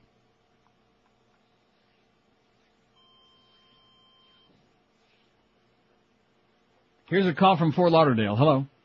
Hey, is this me? Sounds like you. Yes, sir. Okay, sounds like me too. I just want to let you know I'm new to the area. I really enjoy your show. Well, thank God for you, sir. Where did you come from? Moved from Long Island, New York. Bad mistake. Why do you think? How long you been here? 9 months. 9 months. So don't unpack, please. You'll hate. Another 3 months. You'll hate it here. Well, you got to make the show suck. This way, I'll go back. Okay. Have a great day. And you too. Bye. He can't handle it. He wants out, and I can't blame him. 567-0560. Look what moved in here. The frogs and the bufo toads. That's what we got. That's about it. My little dog, by the way, is coming along splendidly. I don't know how. Good. He really is. Very good. Had a good bowel movement yesterday. On the floor? Not in the house, outside. Look, we don't want to make a habit of that, just in case there might be a bad one coming in the near future. But considering his liver, I can't think of what she said it was. Of course, that's my vet, you know. She's a little like that. He's okay. The only deal is, though, now he a little on the picky side. Started eating chicken, cubed chicken, nice, real, white meat chicken. And that was okay for a day or two, and they, turned his nose up at it. Well, what else can you? Not that he's lost his appetite, it's just that he's a discriminating connoisseur now. Now that he's into the people food. I can't imagine my mother might have done something to start that. Yes. She was there for that week, do you think? Now that he won't eat no doggy food anymore and he's into people food and whatever you're eating is what he really wants because no matter what's in his bowl, that obviously is dog food. I think he's outsmarting me now. Whatever I'm eating is people food, so it must be better. Just set him a place at the table. Maybe we'll bring him in here one day when P.D. Lenny comes by with some more of that stuff. That'll teach him a lesson. Here's a lady in Tamarack. Hey. I can't believe it. I'm under 100. Well, thank God for you. You must be the one. Hey, go feed your dog any raisins or grapes. Very bad for him. No, I don't do that. Yes, don't. I just read an article on that. It could kill him. Well, he's on the way out anyway. Oh. He's got liver fibrosis of some kind. Poor baby. But I mean, he's over 14 years old. He's like 100 human years, but he's doing okay. Well, good. I love your show, Neil. Thanks, sweetheart. Have a great day. You too. Thanks for being alive. Okay, there's a living, breathing lady who's a dog lady. Yeah. That's okay. I mean, not real exciting, but at least she's human. At least she responded to my plea. That's the thing that just knocks my ass sideways in this town. Gives me just flapping cheeks. Is the fact that these people, they won't give you anything. They won't give you the sweat off their armpit. That's what bothers me. Ew. I'm not saying I want it. All depending on what they look like. I'm not into sweat. No. Sweat bad. Sometimes it's just a necessary byproduct of whatever you're doing. Going on, well, that all depends. Yeah. That all depends upon the circumstances. You don't get a squeegee out. I don't like the smell of that glass and drink it. No thanks.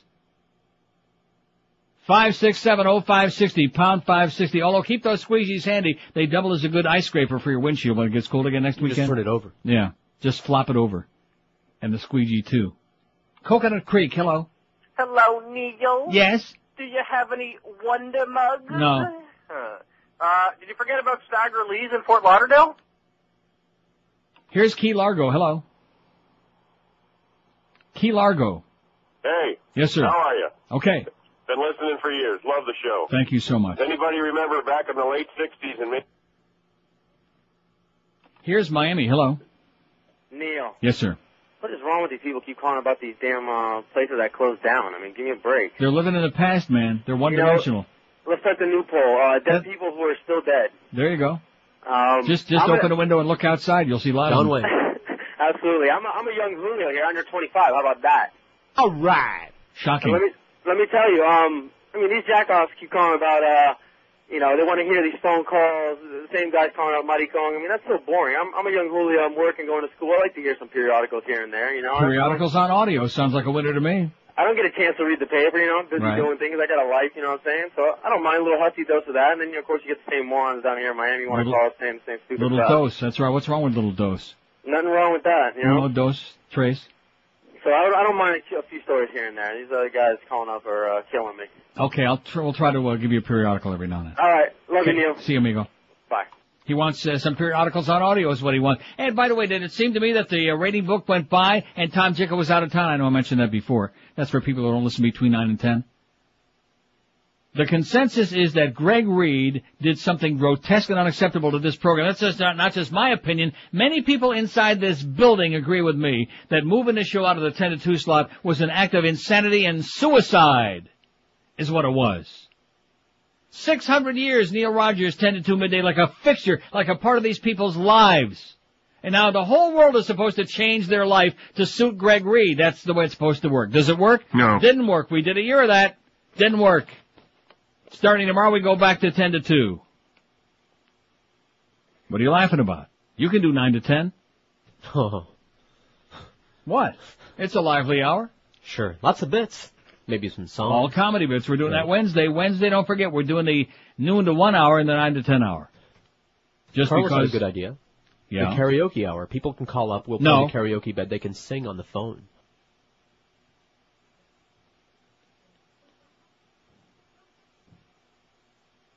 You know something? That's not a bad idea. The karaoke hour. Yeah. I bet you get a 90 share. Yeah. Radioke. I like that a lot. The karaoke hour. Hosted by Carlos. Where's Mad Dog, by the way, with your $20, Carlos? Where's that cheap loser, huh? Raiders my ass. The Raiders my ass. Boy, and see, this is what kills me about this station. Is you got guys who are supposed to, even guys, just because somebody played the game doesn't mean they understand it. And you want to know how I know that? Look at Denise Potvin.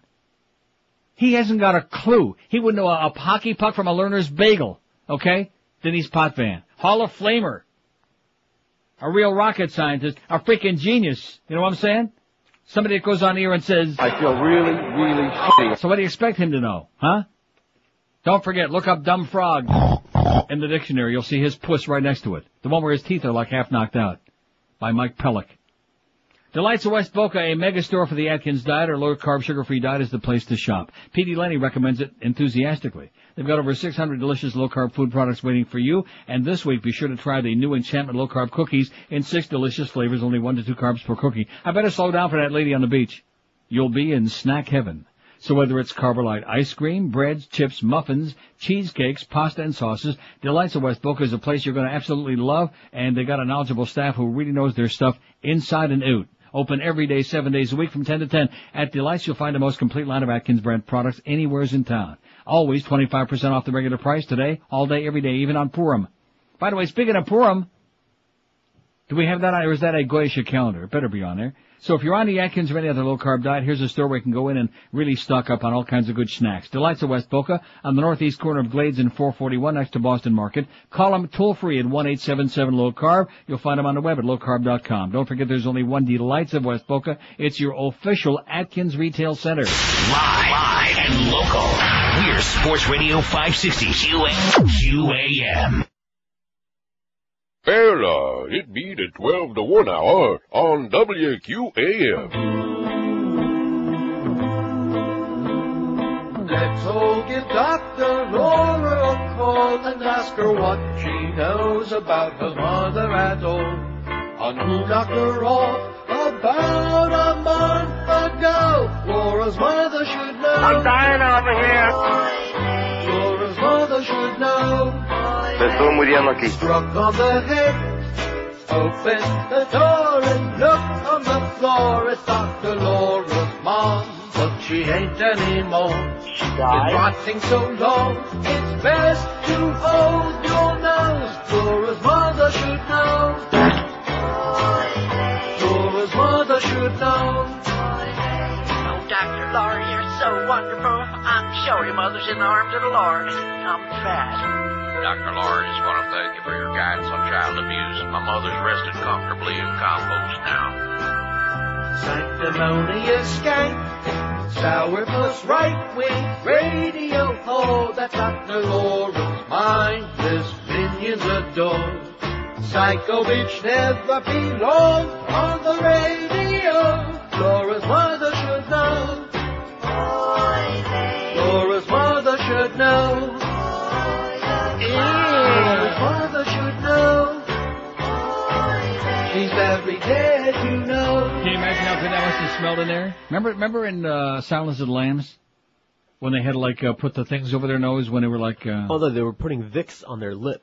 Right, because of the aroma. Yeah. They were putting Vicks? Right. How do you know it was Vicks? You could see the little bottle, or something like that, some sort of a menthol. Ah! See? That's one It of the looks reasons. just like a little blue That's bottle. one of the reasons that they don't like it. We didn't put that one on the polls. You make stuff up. You don't know it was Vicks. It looked like a There was little no bottle of Vicks. How do you know? I don't recall no Vicks, and I love Vicks. Well, they weren't using nose clips. Yeah. So whose memory is better? They were doing something to their nose They so they were didn't putting have the smell of death on their lip. And my point being that if she was dead so long that she was like a part of the carpeting, she was like she melted into it, glued into the carpeting. They became warm. She was gooed into the carpeting. And that's what Dr. Laura said. Why, that's not funny. She Why may not? not have been great, but she sure was a good mother. That's what she said. Just even imagining the stench of that. I realize it's lunchtime right now, and I'm trying to do you all a big favor, okay? All of us fat people are eating way too much. We're not eating here today. George had his poison soup, and that's about it. I'm following up with And some all I had this pudding. morning was like a little piece of chocolate from that Vermont teddy bear, which our good friend was kind enough to bring in. What? It was just a small piece. It was good, too. Anyway, here's some faxes, mostly from Chronics, including this one. I faxed you twice already, and you ignored it both times. Then why don't you get the message? UCF Kenny, you're complaining about a lack of material. Am I complaining about a lack of material? No. What show are they listening to? And I'm faxing you 2 pages of quality stuff, and as a voice of America's youth, and my only gripe with George is his tone, of which there's only one. In other words, monotone. Maybe he's got mono. Oh, I'm sorry, I will try to do better. Maybe he'd like to come over here and deal with you mano a mano. Here's another one from our friend Greg. See, that's it, Greg. What did I tell him about sticking to one a days, like vitamins?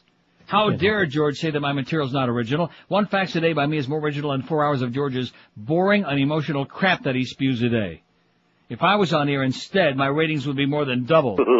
You can accuse me of a lot of things, but stealing material's not one of them. I've always said that what was on my mind, good or bad, take it or leave it, I demand an apology. How do you like that? Material stealer.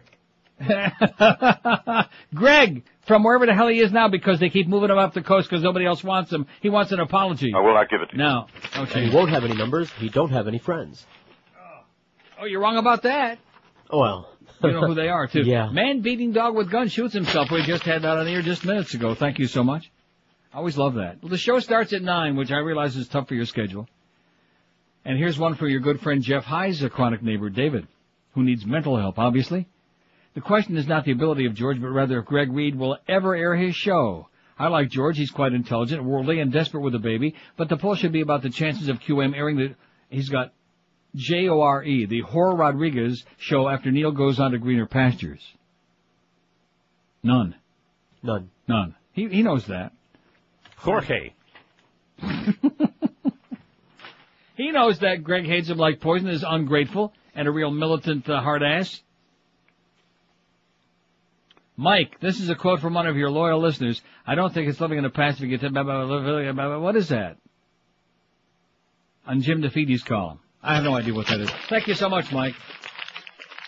Jim DeFeedy, I thought was going to be a good columnist, maybe like once a year, like the other guys down here. Maybe once, twice a year they write something worthwhile, and the rest of it is pure crap.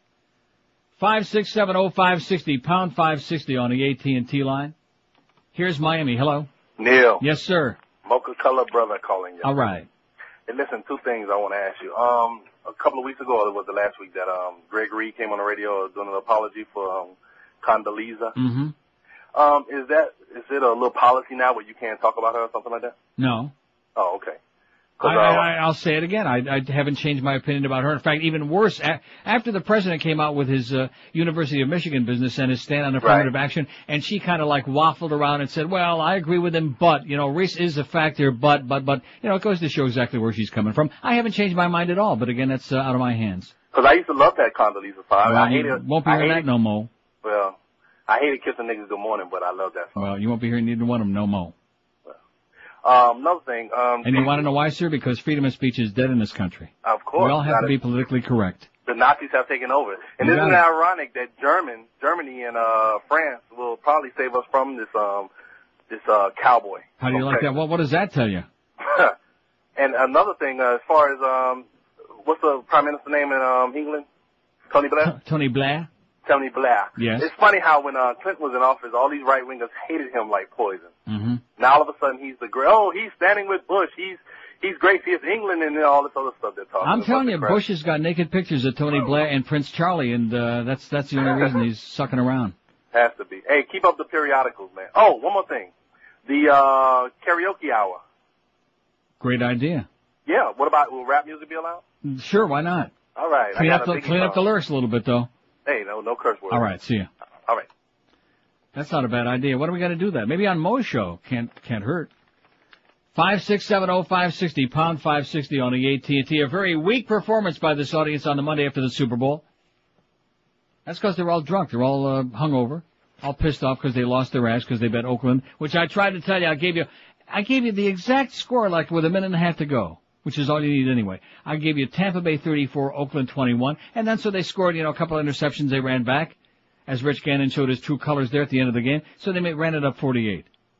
As John Gruden stuffed it down their throats and obviously enjoyed doing it. Nice going there, John. And these people, they listen to the experts on this radio station, you know what I'm saying? The Mad Dog. Hey guys, with the new year now in full swing, now's the time to act on a new high-paying career. Fast Train is holding a free career seminar tomorrow night at its Kendall, Miami, Fort Lauderdale, and Pembroke Pines locations. This is a free seminar. F-R-E-E, free. Call 1-866-FAST-TRAIN to reserve your seat. That's 866-FAST-TRAIN. Make 2003 the year that you're in a high-paying computer job. If you're overworked, underpaid, in a real crap job going no place, working for a real butt plug, this could be the most important 15 minutes you ever spend in your life. Fast Train can have you certified and ready for that dream job in just 4 short months. Call Fast Train to check this out. Call toll-free 1-866-FAST-TRAIN. And don't forget, they got convenient day, evening, and weekend classes waiting on you. Call 1-866-FAST-TRAIN to reserve your seat for tomorrow night. For directions to the Fast Train nearest by you, just go to fasttrain.com, and you'll be well on your way to a new high-paying computer career. Fast Train, South Florida's leader in computer training. High and low. This is Sports Radio 560. QAM. God. Is she really trying to help him invade Kuwait? Well, there she is. Let's ask her. Betty, is that Saddam's ring you're wearing? Gee, must be great invading with him. Is he picking you up after mosque today? By the way, where'd you meet him? We met at a refinery. He turned around and smiled at me. Get the picture? Yes, we see. That's when I fell for the leader of Iraq. He loves to let those scuds plummet down. Down, down. They say he came from the wrong side of town. They say that he came from the wrong side of town. They told me he was foul, never shaved or showered or changed his towel. That's why I fell for the leader of Iraq. One day my dad said, find someone new. I had to tell my Saddam we're through. What you mean to say that you better go find somebody new? I told him I couldn't wait for that's when he shot me. The leader of Iraq. Down, no, don't do it, sit down. No.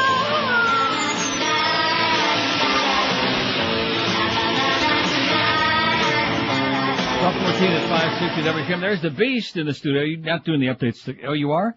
Oh, he's going to be doing the updates at 1 o'clock again today on the Jim Mandich Show. Where's the Mad Dog? Is he here yet with Carlos's $20 that he lost to me on Friday? Picking Oakland. Nice going, Mad Dog. No. Boy, oh boy. What a loser.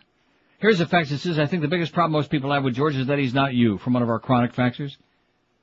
I like George and think that he does a good job when you're on vacation. I would just rather listen to you as I have for years now. Tell George to make the plunge and snip the end of that cohiba, is what it says.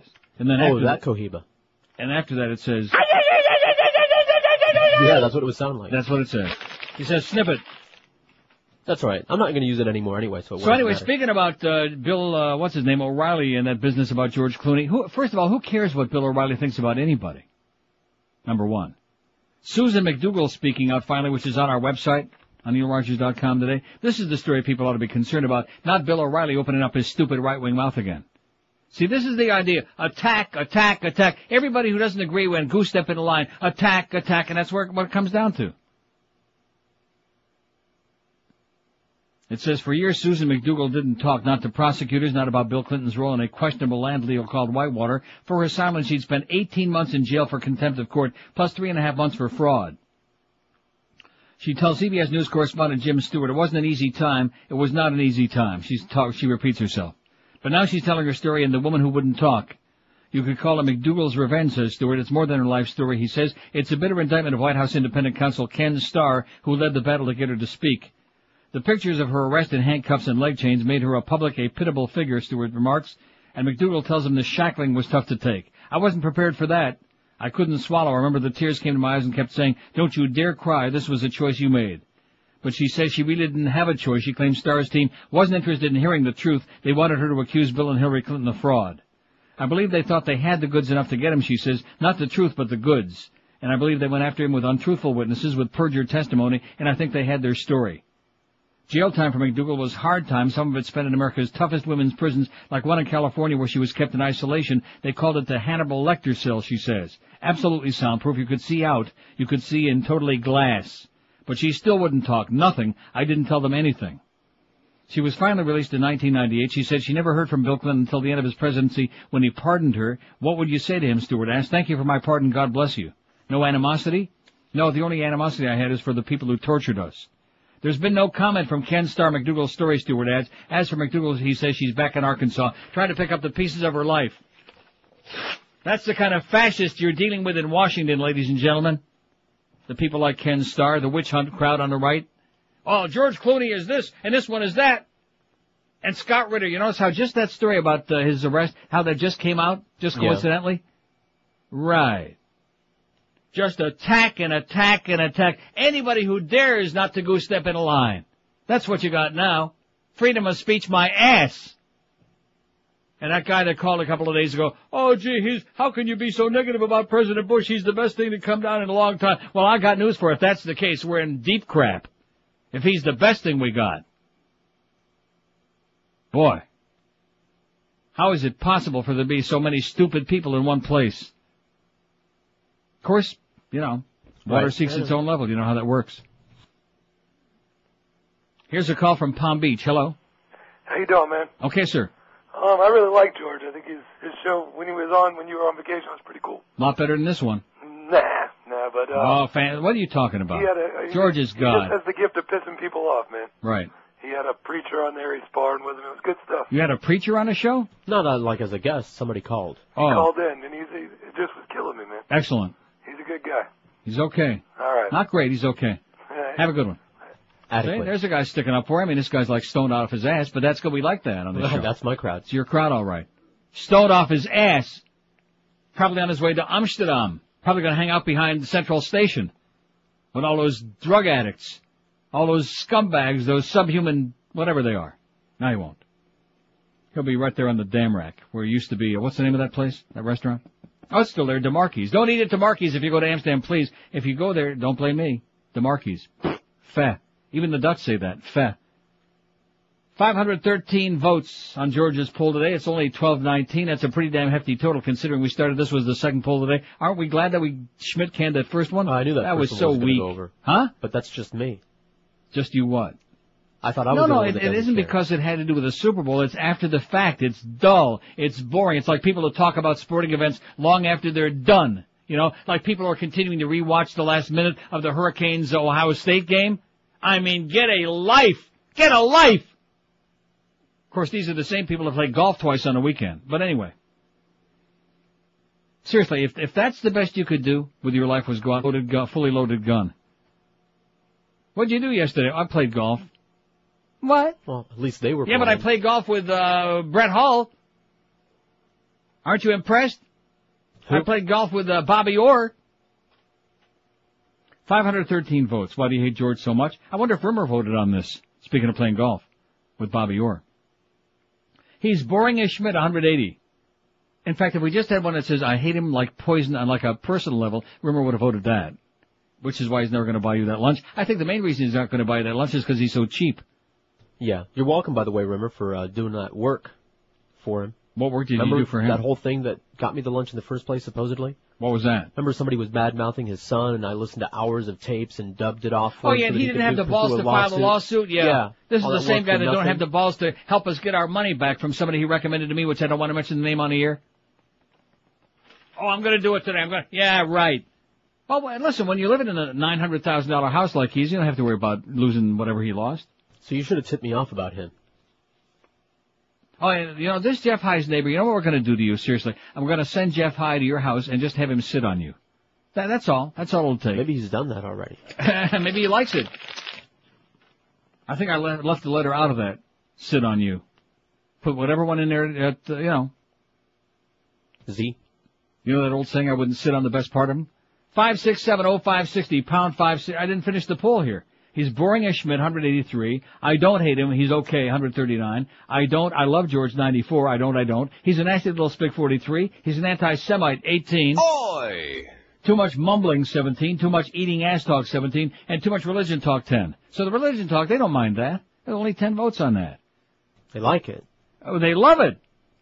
As far as where else in the country can you hear, it's got nothing to do with right or left. It's got, where else can you hear in the country somebody talking the truth about the religious bullcrap, about the biggest tax-free scam in the world, organized religion. Bullcrap. When it costs you money to believe in anything, you know it's a scam. It's baloney. Although I do like good baloney without the additives. 5670560, pound 560 on the AT&T line. Here's Weston. Hello. Neil, how are you? Yes, sir. Okay. Won a lot of money this last night, so I'm pretty happy about that. Excellent. All right. Good. All right. That's definitely true. Am I going to see you at the All-Star game or what? No. You're not coming, huh? I don't go to All-Star. I don't go to exhibition games or All-Star games because they're baloney. There's no hitting. There's no nothing. It's just, what's the point? It's a bragging right game, huh? It's not even that. It's just a waste of time. Yeah, that's possible. That's true. That's true. I mean, that's just for me. I mean, if you go and have a great time, see all those top players and everything, that's fine, assuming the ones that show up. I don't know if Murray's playing or not, but good luck to you. That's true. But do you think they're going to do the same thing as what they did like to Osama bin Laden again with this crap where they're saying that they killed him, but they didn't kill him, and then all of a sudden they're going to do the same thing with Saddam Hussein, where he's going to be in a. They never said that. Wait a minute. They never said they killed Osama your mama. They never said that. Oh no! You have a lot of right wingers who are saying that they did. Based on what? Well, based on that they said that once they got all those bombs into the barricades and into the bunkers. Yeah. The bunkers. The bunkers? I thought you died from something else. In the caves. Yeah. In the caves up there in Pakistan or in Afghanistan. Well, those same people are saying the Jews killed Jesus, so what the hell do they know? That's true, too. Have a great day. Thank you. Calm down. A little bit worked up, don't you think? He released a video since all that. How do you know when that video was made? Just because he was talking about who won the Super Bowl? Right. Maybe he was Prussian. They started WW1, now they're starting it all over again. 5670560, pound 560 on the AT&T and Verizon Wireless line. Does anybody have any idea what I'm talking about, including me? No. That's why I love this show. Because it's incoherent. For that woman who said I talk too fast, too bad, lady. Although I'm sure she remembers Prussia. Probably. She probably remembers I was talking about who killed Jesus. She probably remembers that. She was around, eyewitness. She was in the crowd. Well, she's perfect for down here, okay? This is not a place for living and breathing people. This is a place for the walking dead. Make no mistake about it. What am I doing the spot for now? Not even time yet. Well, I'm in a hurry to get out of here, okay? Why don't you do the last 35 minutes? I'm just disgusted with the ambiance of this show today. Although the poll is getting a spectacular result, but I knew it would. Just a chance to take a cheap shot at one of us. That's all it is. Just a chance to take a cheap shot at somebody and rip and tear and... Oh, man. Have a nice day, eh? No, I won't. Ah, that's the response you get here. What if I don't want to? Yeah, right. Who the hell are you to tell me what to do? Here's a lady in Pembroke Pines. Hello. Hi, Neil. Yes, ma'am.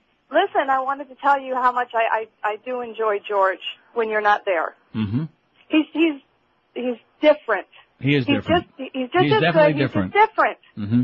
And in this town, believe me, we're desperate. So George is great. Also, I'm in the middle of my Arbitron rating book. Great. And I have a theory on why these Spanish stations are always number one. Yeah. Do you know in the Arbitron rating book, all the directions and everything, the first instructions are in Spanish. Increíble. I swear to God. And Wow. then you have to search for the English explanation. Mm. So I think that what they do is they send out, all these... And not only that, but you are aware of the fact that the ethnics, Hispanics and blacks, they get $5 per diary as opposed to, what are you getting, $2 or $1? I got $1 when I first got the letter, and then I got $3 when I got the actual diary. Really? That sounds like discrimination to me. It is. Well, who can I talk to about that? The White House. All right. I'll be sure to do that. We love you, don't forget. Okay. Thanks. Bye. Well, we always say that to people, we don't, not trying to goose it up a little bit, but why the hell not? Ay, Papa Juan Pablo. You bet. In any language, no matter how the hell you say it. Don't we love her a lot? A lot. And George gave it a kiss before he knew he had a diary. Now I'll give you like 2. I'll give you a pair. 26 past noon at 560 WQM, the $20 lighter Jim managed. His wallet is going to be lighter. In fact, if he made a bunch of other bets like that, which I'm sure he did, I bet you he lost 16 pounds over the weekend, and it's all in the wallet. The old mad dog. He's British bucks? He's going to be madder than a wet hen because he just sold a Tampa Bay Buccaneers short. The mad dog or the angry puppy? Get out of here, you silly old coot.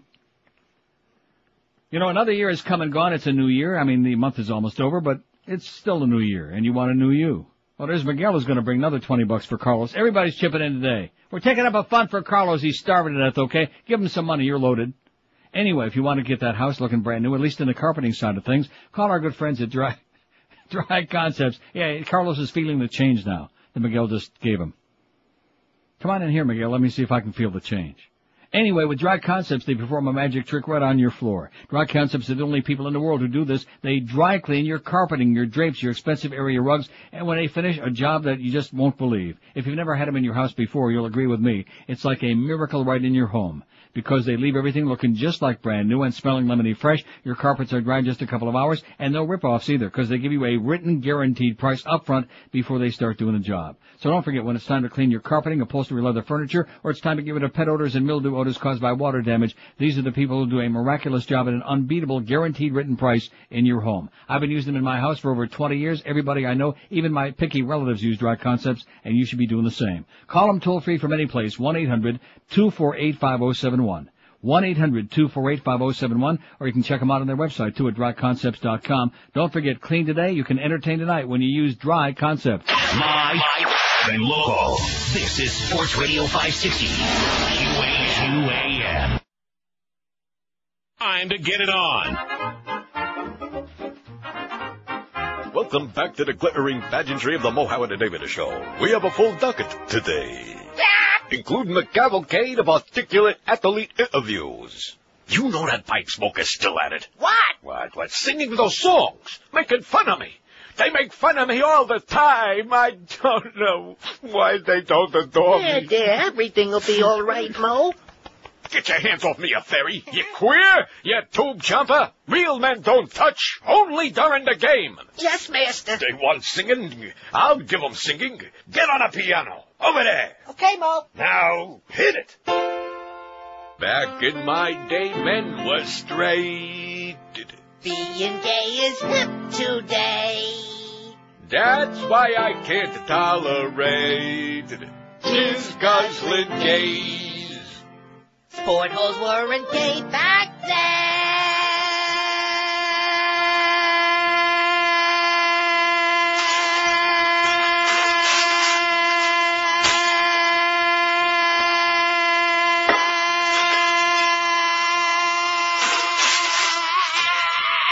Stop it, you moron! What's the matter, Mo? My wig fell off again.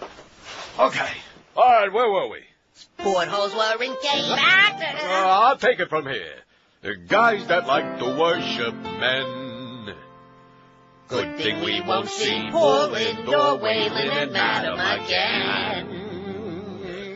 Didn't need to soothe prostates. Or to tickle hairy taint. Jesus Christ, I really hate Jizz guzzling guys. Up the butt. 12:32 at 560. Thanks, Kildy. We got the Mad Dog. He's still out in the building. Boy, he's sure prolonging the agony, isn't he? He's just hanging, probably up in the parking lot, sitting in his car, squeezing it, and his wallet too. Here's a call from Plantation. Hello. Yeah, George Rodriguez sucks, okay?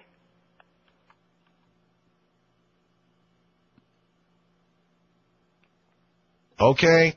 567-0560, pound 560 on the AT&T. See, he wants to be a drop-in. I know. Now, if you're going to want to be a drop-in, I mean, can't you do better than that? No. That's weak.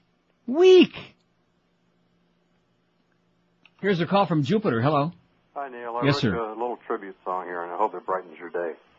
It's another day in paradise on the Neil Rogers Show. While George is making minimum wage, Neil makes the big, big dough.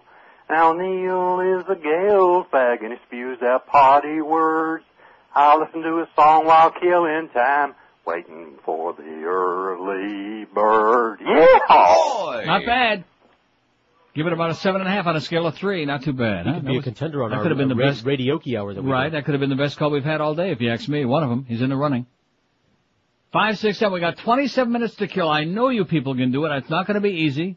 Put your nose to the grindstone and get your hand on the phone. Squeeze it, yank it, dial it up. 567-0560, pound 560 on the AT&T and Verizon wireless line.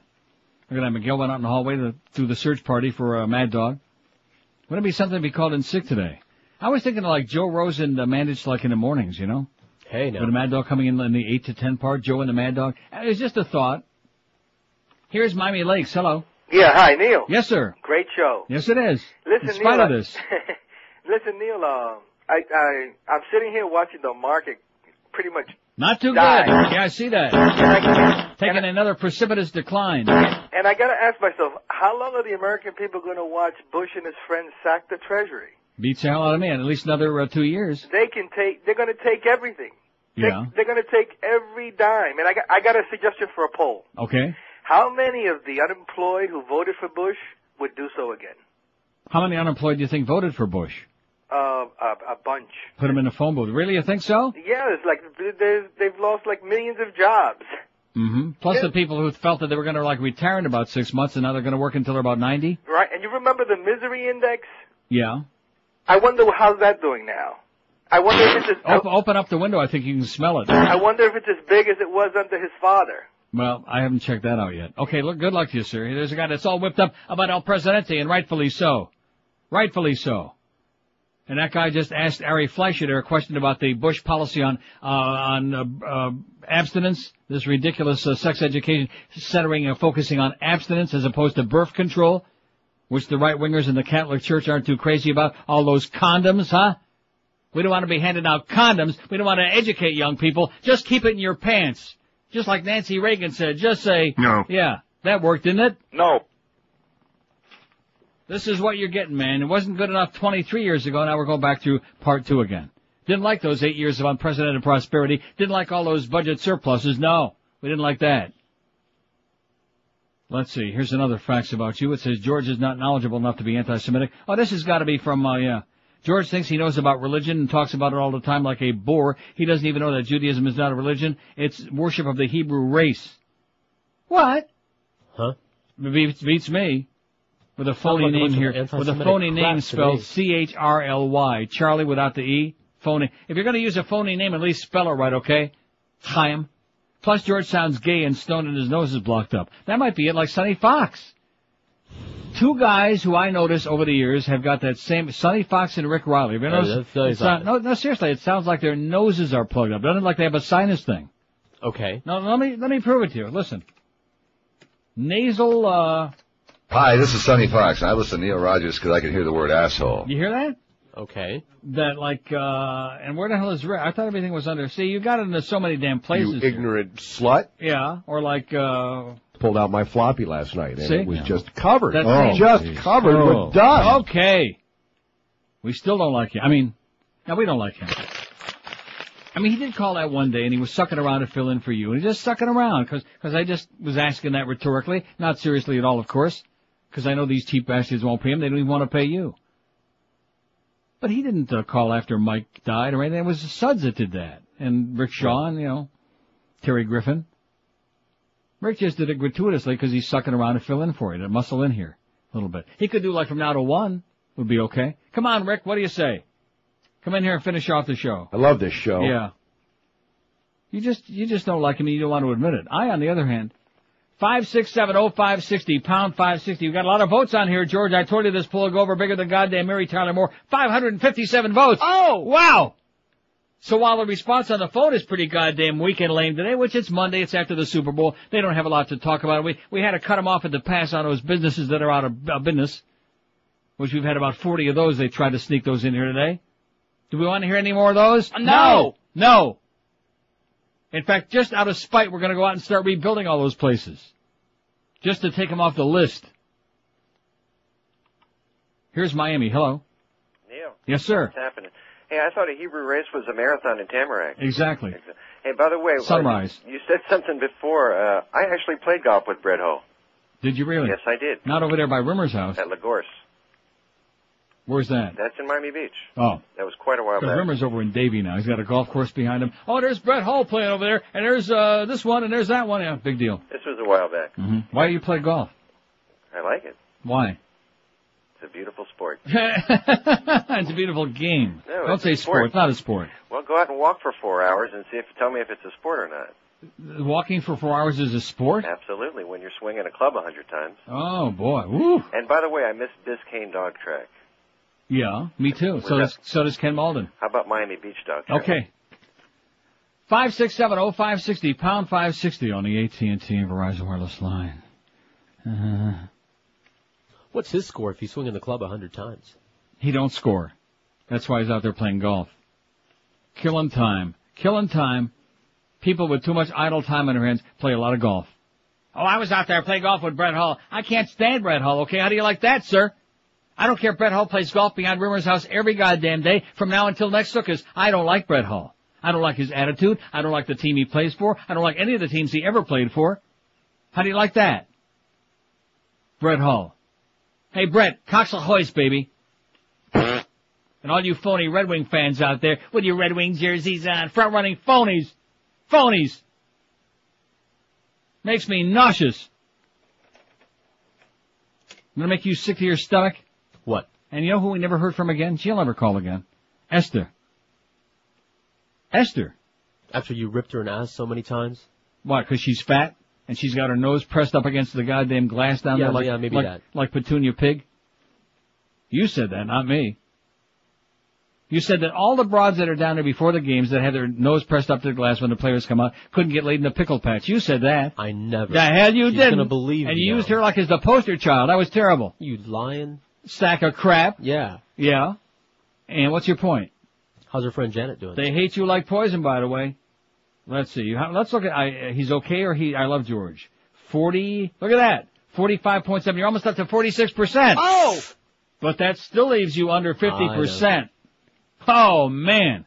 And I'm supposed to build up the audience again after you were on there. And not only that, but how about December when I took that too? I'm never doing that again. I do that 2 years in a row. I've done that like to benefit them. Do I get a gratitude from them? Do they appreciate it? No. Because I take the 2 weeks together when there are no ratings going on.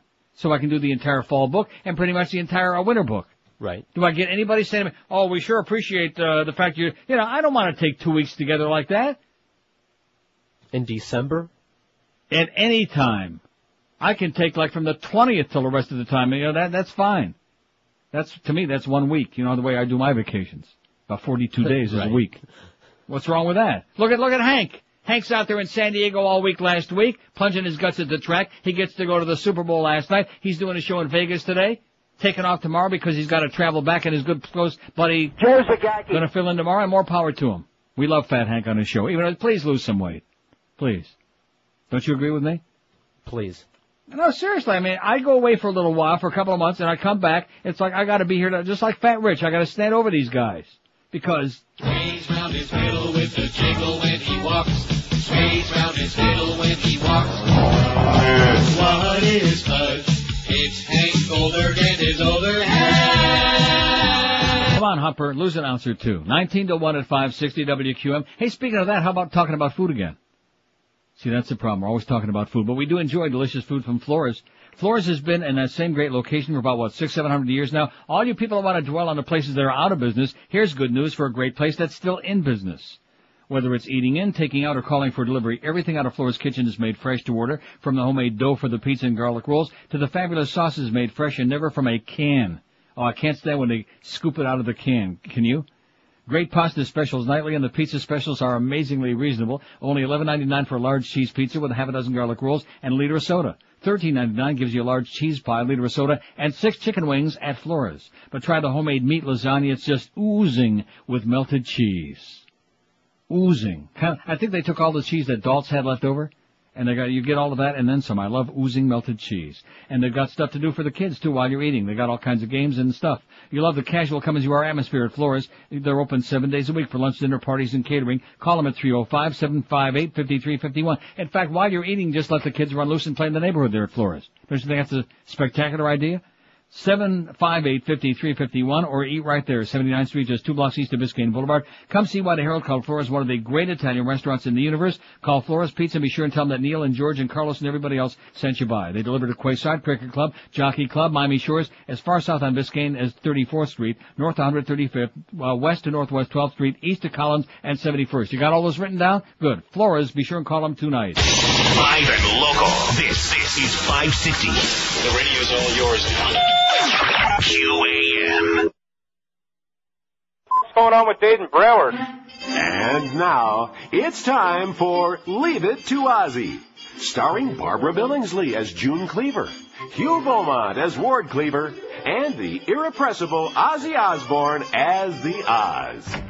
Oh, good morning, Ozzy. Oh, you, Mom. Oh, dear. I can see someone woke up on the wrong side of the bed. Oh, bloody hell. I can't believe how much my head hurts. Where the is Sharon? Sharon! Who's Sharon? Is that one of your friends from school, dear? Why, good morning, Ozzy. Oh, you, Dad. Get out of my face. No, Ozzy, that's no way to talk to your father. Say, son, what have you got planned for today? What do you mean, what have I got planned for today? What? I don't know. Since when's the Prince of Darkness have to hand out a itinerary? I'm gonna go bite the head off of that boss at Eddie Hoskell. How's that? Oh. You have fun now, okay, Ozzy? Yeah, sure, whatever. Go yourself. We hope you enjoyed this episode of Leave It to Ozzy. Tune in next week when you'll hear Ozzy say, off you. I enjoy it, but not as much as... Okay, calm down, Ozzy. Not as much as the Pepsi spots. 1247 at 560 WQM. Is Mad Dog in the building yet? No. Got that 20 yet, Carlos? No. We're waiting. We're hanging on it. Here's Key Largo. Hello. Hello. Yes, sir. Hey, buddy boy. Long time listener since around about 1987. Okay. Would be around about 15 years. 16. Like I said, 16. Right. And but who's counting? There he, wait a minute, hang on a second. There's my man. There's the great Jim Mandich with a, give it to Carlos, he's taking it. We're gonna frame that. And, I don't want to say he's a hard ass, but how could you possibly, he just wanted to give us the money, that's all. Glad I didn't have a mic on. Why, what'd he say? I'll tell you off the air. Okay. Look how red in the face he is. I would be too after a thrashing like that. What did I tell you about Rich Gannon, the most overrated quarterback ever to put on a goddamn jockstrap? Go ahead, sir, I'm sorry. Go ahead, I'm sorry. You don't have to apologize, pal. Listen to me. Okay. I'm glad he finally came in with the $20 bill. That's what you've been talking You about. ought to see how old the 20 is, too. It looked like it was, like he had it wrapped up in his Rectum. somewhere. Probably as old as he is, but, probably 20 more years. Hey, do you remember the donut guy? The donut guy? From around about 80... You mean wait a minute, Joven? Pardon me? Joven? Oh, remember the donut guy that used to call you and give you crap? That's me, the Winchell guy. Yeah, Joven. That was the Winchell. That's you. Well, it's me. Right. And Winchell's Donuts. Exactly. And then Krispy Kreme came along and you got it out of your system. Yeah, because they went out of business. Good. Well, see, that's the reason. I guess you won't be doing that again. Survey says I won't. Very Exactly. good. Okay, have a great day. I listen to one request, buddy boy. 15, 16 years listening to you. May I ask one request? Go ahead. All right. That doesn't mean I'll play it, but go ahead. I understand. But listen to me. The Phil Henry was doing about a bit, and then he got at the end of it and started banging his shoe against the Are you sure? table. Yeah. Remember? No, I have no idea what that is. Oh, he was No, doing not his he shoe. started laughing. He Yeah, started that's laughing. all-you-can-eat Negro, yeah. We don't He have started time for that laughing today. so much he started banging his shoe against the table. Yeah, but wait a second. Right. Can you play that, buddy boy? Please? Not today, buddy boy, not 15 years today. I've been No, listening to you. not today, buddy boy. But one of these days. 5670560. Don't interrupt, buddy boy, okay? Now, this guy has look, if you think he was bad today... We're Sports Radio 560 QAM. David's bitch. McDonald's is cutting the fat in their fries, but here at McDougal's, we're upping the fat. Let's up the fat. Why eat healthy when you can enjoy those good old grease-soaked, artery-clogging French fries at McDougal's? Let's up the fat. McDougal's has doubled the fat, doubled the flavor, and doubled the size of our fries. Now try McDougal's Double Death Wish Combo. A burger and soft drink with 5 pounds of McDougal's double fat fries for just 99 cents. Because McDougal's knows what every ignorant, uneducated, greasy hair, acne face, poor fat slob loves. Let's up the fat. Get a free McDeath certificate while supplies last. Did somebody mention McDougal's? 1254 at 560 WQAM. McDeath, I love it. Senator Hillary Rodham Clinton launched a blistering critique of the Bush administration's domestic anti-terror effort Friday, saying the nation's new Homeland Security plan is a myth, and the country is only marginally safer than it was before 9/11. Our people remain vulnerable, nearly as vulnerable as we were before 9/11, the New York Democrat told an audience attending a Homeland Security conference at John Jay College of Criminal Justice in Manhattan. We've relied on a myth of Homeland Security, a myth written in rhetoric, inadequate resources, and a new bureaucracy instead of relying on good old-fashioned American ingenuity, might, and muscle, she said. The truth is we're not prepared, we're not supporting our first responders, and our approach to securing our nation is haphazard at best, she said. Somewhere along the line we lost our edge, we let our guard down, is what she said. And she is... Absolutely correct. And you notice now how all of a sudden the gloves are off? And this Teflon business, now that the popularity ratings are down like 54, 55%, the Teflon is like falling apart. It always does. Scrape What on. a shame.